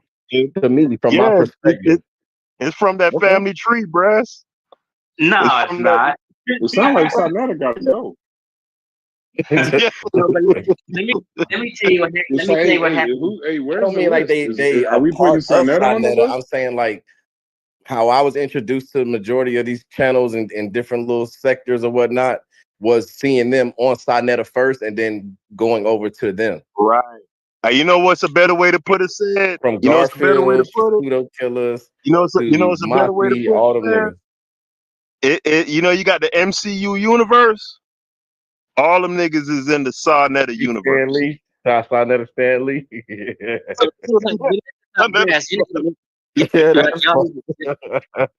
All You know, y'all need to listen. You know, a funny thing, ATL boy, we normally don't agree, but I gotta agree with him on this statement. I never heard of Sonetta till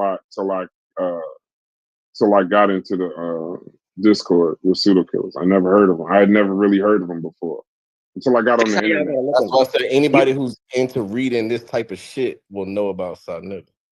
So said Breeze, this is a little real brief history, said Breeze and Brass. So Sonetta started he's like the media mogul for what you would call, for lack of a better word, the conscious community on 125th Street. He started in the streets, right? So what happened is all these elders, Professor Smalls, Dr. Ben, M. Fadishi, the psychiatrists, all these people are centered in New York. A lot of them taught at that college in New York. This is a whole big clique. So when Sonetta jumped off on 125th Street, what happens is people with the gift of gab, people who are hustlers in selling a product, they all gravitated to Sonetta so they can be seen and heard. All the scammers, all the hustlers gravitated to Sonetta so they can get on that mic, be seen and heard, and sell their products. This is what it was all about. The real people who are honest, real scholars. What you just said? What you just said, Askel? Hold on, let me finish. Let me finish. I'm gonna let my plan. Didn't Askel just say the same thing? Hold on, real quick, stupid. Let me just finish my sentence. I'm about to finish. No, So but the why you real want to have people. that? Hold on. Hold on, let him finish. Come on, we don't need The that. real people who are honest, college students, and people like this didn't come around Sonetta. The only people that came around Sonetta were scammers and hustlers. So this is what we have now: a community of scammers and hustlers. Put some names to it. I don't respect it unless you put names to it. Blue Red Pill, Young Pharaoh. They all from New York. Polite.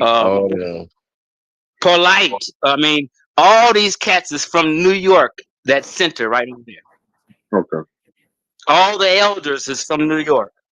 From the Mecca. All. But now, but Reggie ain't Reggie not a scammer though. He's from the Bronx. Reggie's just not smart enough to scam. He's not a hustler. Sonetta gave a like to all of it, not just the that was the scammers, most but the backhanded scammers as well. I've ever heard. Nah, Reggie, I don't think Reggie no scammer. Nah, not Reggie, but like I'm saying, Sonetta gave birth to, or I can say birth, but gave light to all factions of the conscious community. It was the Reggie hub. is a liar though. It was the hub of it. A liar though. So where did you get the pseudo killers? Where did you get the pseudo killer part though? Where did they come in? That's what I saw them on Sonetta. I wouldn't classify them as scammers either. That's from the Armor Squad. Yeah, I saw them with Armor Squad and that on so like I saw Dagger Squad on Sonetta. I saw Mossy on Sonetta. The Amara Squad was Ankh, Sanjetti, Wu Jiao. I can't remember the other people. It was Gullah and them. Are these people American? Yeah, but look, they was heavily on the Egypt shit back in them times. Right? I mean, look at the name. Right, that's how Ankh got the name Ankh. Wu Jiao, that's Sanjet. Those are all Egyptian names. Pseudo killers represented once Ankh made he made that leap into science where he realized his evolution. When he had his personal evolution into being scientifically literate, that's when you see pseudo killers come out. Yeah, but Ankh was on the science shit way back before I even seen pseudo killers. When they was on that viral video they got them on that corner with Young Pharaoh and Gozy and all them, like that was before pseudo killers. Okay. All in all, Sonetta the hub for most people to find out about a lot of these characters. So we're not necessarily the reason why people know Francis Cress Russell. Maybe Sonetta has something to do with it too. Nah, she was known from the. She's considered an elder. That's before Sonetta hit the scene. So she is considered an elder. I mean, look how people are stepping up to defend her. They defending her like she's an elder.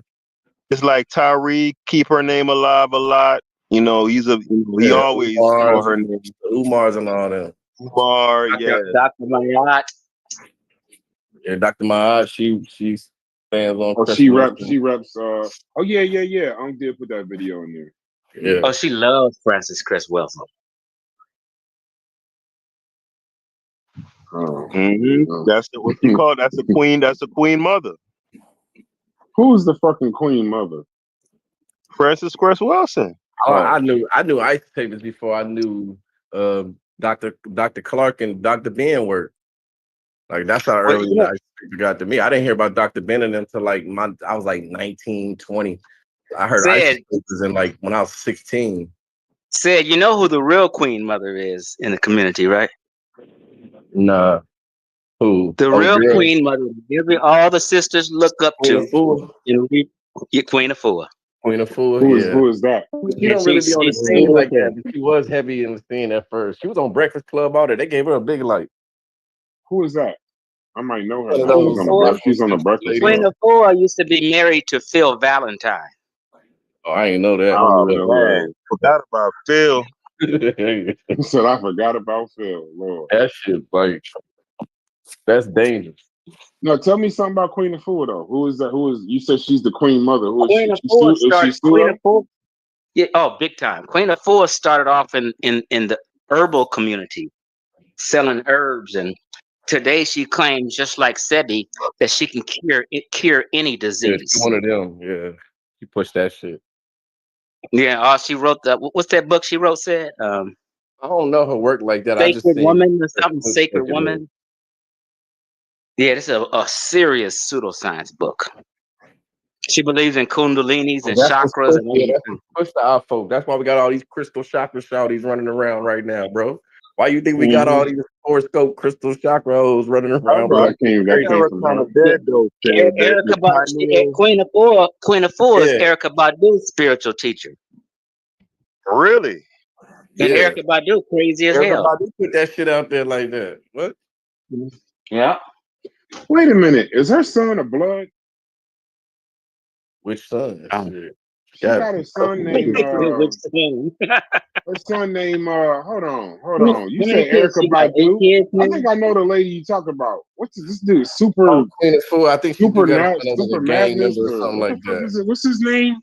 I think I do remember something like that. I could be mistaken. Because you said Erykah Badu. So if this is Erykah Badu, I saw a documentary on her. Her son is like a super. Fuck is his name? You talking about Erykah Badu's son or Queen Afua? No, Queen Afua. Queen Afua got a. I think she she's a black lady. She dresses like in she got all the African garb. Yeah. Yeah, her son is Supernova Sloan. That's her son, right? Yep. Yeah. Okay. Yeah, I know Queen Afua. Yeah, I know that. Yeah, I know her. She was in the Erykah Badu. She was in the club. She done been on syndicated. She was in the Erykah Badu, and he was on the Breakfast. Now I know you talking about on the Breakfast Club. Yeah, she was on there with him. Yep. Okay. That's what I'm saying. Like, okay. I didn't know. I didn't know that was all. What's the name?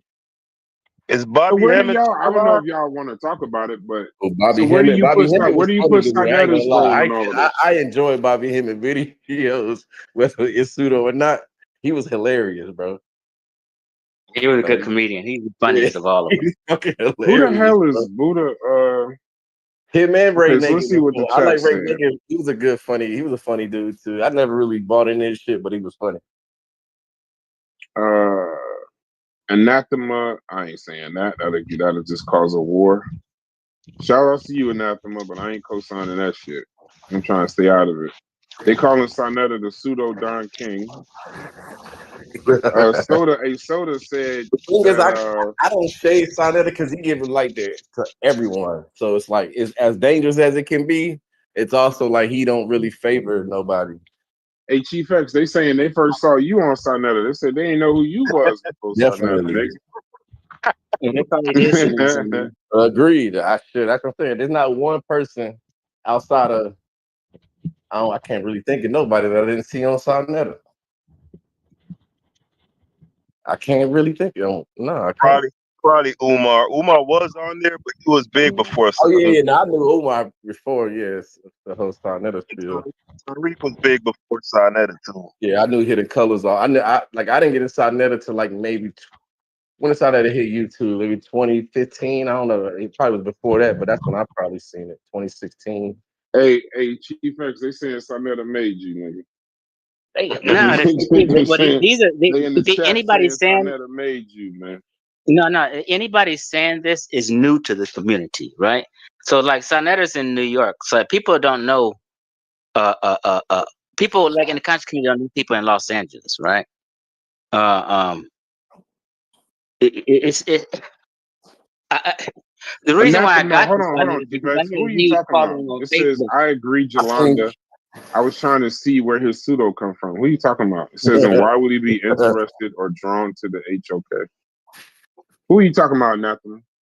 I think he's talking about. Go ahead, Talking about Chief X. They talking about Chief X. Oh, they talking about Chief X having a debate with one of the Moors or something on Sonetta. That's why I first seen Chief X. Did he win? I got a question.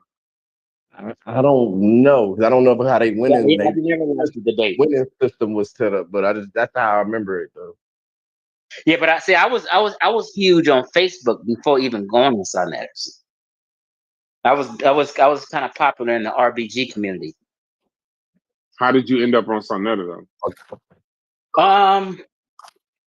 I jumped on a panel one time. He had a panel. You know, people jump on the panel and start talking. That's Gotta do it. Gotta do it. You have to go digital. Polite whoop Chief's ass.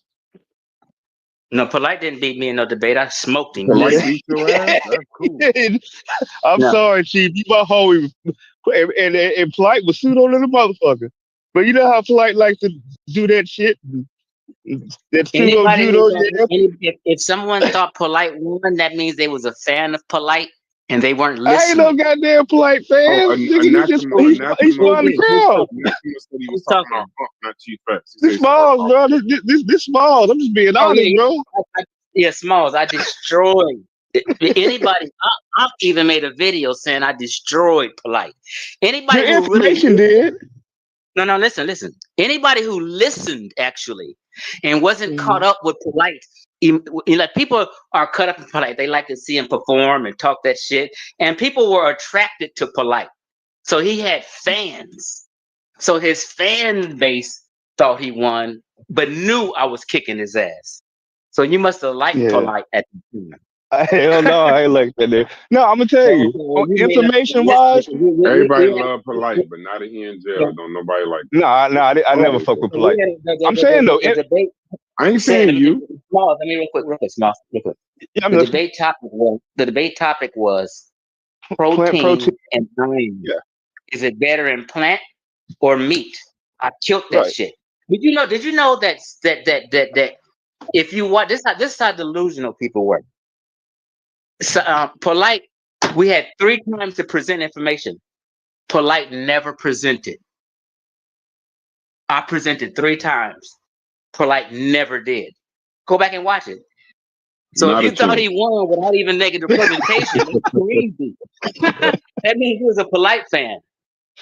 No, I definitely wasn't no damn Polite fan. Okay, but you know, I'm gonna tell you presentation up. I'm gonna tell you. This is what you just named what it is though, Chief. What'd you say? Polite likes to put on and this, that, and the other. You know, I mean, that's not a part of debate, but that's a part of that conscious community debate shit. I ain't gonna lie, bro. That's how he got you. Information wise, it wasn't even close. You beat the shit out of him. Well, what's that? Debate is about information. We were trying to prove a point. But you didn't. It's not all about. I mean, how far motherfuckers be making it in this shit, bro. It's about who makes the best argument. That's who wins the debate. Who makes the best argument. Yeah, I was just about to say it's about who makes the best arguments, bro. He made. It don't matter. It present. Go ahead. Small. All right, T, you got it. I realized the conscious community Uh-huh. was worthless. When I saw that video of that nigga Polite with all that forehead sitting on that bench, and he told that dude, I think that was a victim of Dr. York or some shit like that, and he told them when I did that sexual violence video on He's my PK, spiritual father, some shit. and I saw that video, and he said even if he was to have molested 100 boys, he'd still be my spiritual father, and the conscious community ain't get rid of that nigga for that shit. Crazy. That's crazy. On where on planet Earth can you say some shit like that in public and the public want to see you more? They kept for that nigga till he got locked up. I mean, his hairline alone. I mean, it's like I don't know how you wild hairline in that video. That bro, shit was crazy. I know you like, said some crazy shit, but his hairline. You can't listen to a nigga with a fucking that don't. That about the hairline, the eyeliner. When you used to wear that nigga had an eye of fucking he used to horse. wear eyeliner. I don't think he had on talking about in that video. I didn't see that. And when the nigga in like a old school Bruce Lee karate looking fucking outfit or some shit like that. And y'all use the thirst for this motherfucker though. That's the wildest shit. Not you. When I say y'all, not y'all. I don't mean y'all in here. I'm just saying, like, listen, the community. Bro, the nigga got big enough to the Breakfast Club was like, let's interview this guy. What the fuck? Oh damn! You think the Breakfast Club is short? You think they short on motherfuckers that interview? Bro, they interviewed this man, bro. What the fuck? You was rocking like, with we gotta stop acting like motherfuckers don't take this shit to certain heights. Like that shit can go far. With Mayweather and Artest. Yeah. Bro, I used to see that nigga out here, bro, like posted up on Rodeo, same spot every day, just trying to be seen. Like nigga was weird, bro. Shouts to you, Anathema. Your secret safe with me, G. Shouts to you. But yeah, I don't. All these niggas saying they don't fuck with that nigga, they lying, bro. They peddled that shit to that man was getting tons of views, enough that a nationally syndicated fucking morning show wanted to interview you. But why they didn't get rid of him though, Sid? And by the way, whatever because show he brought light doing, to the shit. He was looking like, oh, this is how far you can take it. You can be around Mayweather. You can ride in fucking phantoms and shit. He was all finesse. It was bro. Like, look, my granddad told me to look out for slick talking niggas. Anytime I see a nigga talking slick, I already don't fuck with you. You can be the most genuine nigga, but if you talk too slick for me, I don't fuck with you. I'm sorry. And also Sonetter, Ankh, and Garfield was pumping that nigga up. And everybody was. I ain't gonna let you put that slander on. You ain't here. No, he's not slandering for real. I was waiting on you to see some of that good old PK slander, but I don't want nothing to do with y'all shit. Yeah, because Dr. York, you can ask a lot of black folks from the 90s who used to listen to a lot of rap and shit. Motherfucking Dr. York name used to get dropped, bro. I know a lot of motherfuckers that know that dude name, whether they know any conscious community material at all. They know that nigga name, bro. Well, yeah, I heard of Dr. York on Dipset. That's what I'm saying. They was talking to like a lot of rappers. All them niggas talking about that shit, bro. And so, I didn't realize to act like that shit wasn't in our shit, but it was, bro. Like, yeah, the nigga Cuban, he showed me like where rappers was talking about him. They were saying Dr. York. I just didn't know until I got here. I didn't know who they were talking about. You know what I'm saying? Like they would say his name in the song, but you know, I knew back when. You don't know what the fuck they saying. I had a cousin that claimed he was a New Wapi, and I don't think he ever really met with those niggas, but he was highly influenced by it. But he was a jail nigga, so he was 5 different things every time I see him. So. Hey, Chief X, you never met Dr. York? Nah, I never met that cat. I didn't hear Dr. York until I got on social media. So you never like been next to him? Like you never? You just heard stories about him and shit? Yeah. When I saw his court documents and they said he is the most prolific child predator in history. Yeah, I seen that too, and I told people. My nigga, I just seen a video. There's a video going viral right now. There's a video going viral right now of a homeless kid. I ain't even gonna say a man. He's like got to be in his mid-20s. Homeless dude in Atlanta. Somebody's going around just like having homeless people rap and shit, and his shit was kind of good, so it went viral. Before the nigga started rapping, that nigga say free Malachi Z. York. I swear on my life, bro. Yeah, I This is saw a that. 20-something-year-old kid. Yeah, exactly. We saw that. That's real Yeah, deal, bro. That shit ain't no fucking joke. Y'all think, What man? you call a claim to be an ex-Nuwapian? I don't know if he got too deep into it, but I claim to be a Nuwapian. There Here you you go with the go. Unc shit. I'm You gonna didn't see say it? enough people. No, he said he claimed But to be a I know Unc Nuwapian. was Listen, talking about it. He listen, said listen. he Hold was in on, a hold cult on. before.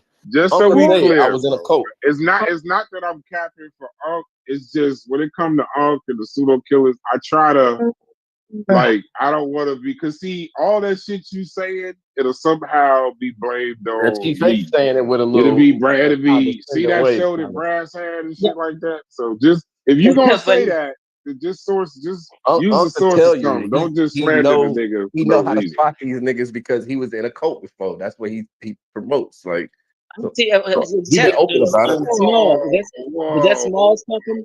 We about to go down a rabbit hole. That nigga No, ain't never small. Is that say small talking? he ain't never say he was in the Smalls, is that with you Dr. talking? I'm York. talking to you. Yes, he That has. was said. Said Breeze said that. Nah, Unc has said before that You ain't No, he he did, did bro. I say talked that. to Unc about Yes, this he shit, bro. did.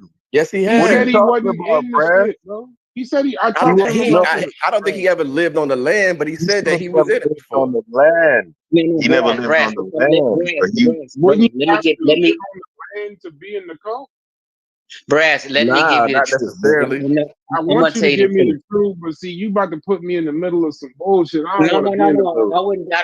I'm not bad. I haven't even said anything bad. I'm just telling you what I Okay, go claim. ahead. So Mark has always claimed used to be a Nuwapian. He used to follow me. He didn't live in Atlanta at the time and didn't really live on the compound, but he always claimed that. But he later started backpedaling. So wait, what he you was hear, what? what you're hearing, Brass, is Uh-huh. him backpedaling about it. But before Nah, he I always disagree, claimed Chief X. I ain't gonna let you do that. it. He No, you ain't disagree backpedaling. with He's then saying that he was in it before what- he out of it. Like they happen. no, what do you disagree about, Smalls? It's not Smalls, but anyway, That's it. That's it. I don't Breeze. think That's Unc it. is Breeze. doing any type of I don't think he's doing any type of backpedaling. I think he's just saying like I was in that shit. I saw what it was. I got out of it. Like I don't think it's a But you know, backpedal so move. you saying okay? Let me get some clarity. So I've spoken to Uncle about this because I did the video, and people was not him per se, but people was a little disturbed. I put a video of him in there talking about it, but when I talked to him about it, he didn't say he was on the land. He said he went to a couple of lectures, a couple of the what's the names, and he says this in the video. So this ain't like no made up shit. He says that his not his daughter, a girl he was dating at the time. I might be messing that up. You can give clarity to that. But he said that the reason why he didn't go further with it was because somebody in his life asked him, "Would you leave your child up there?"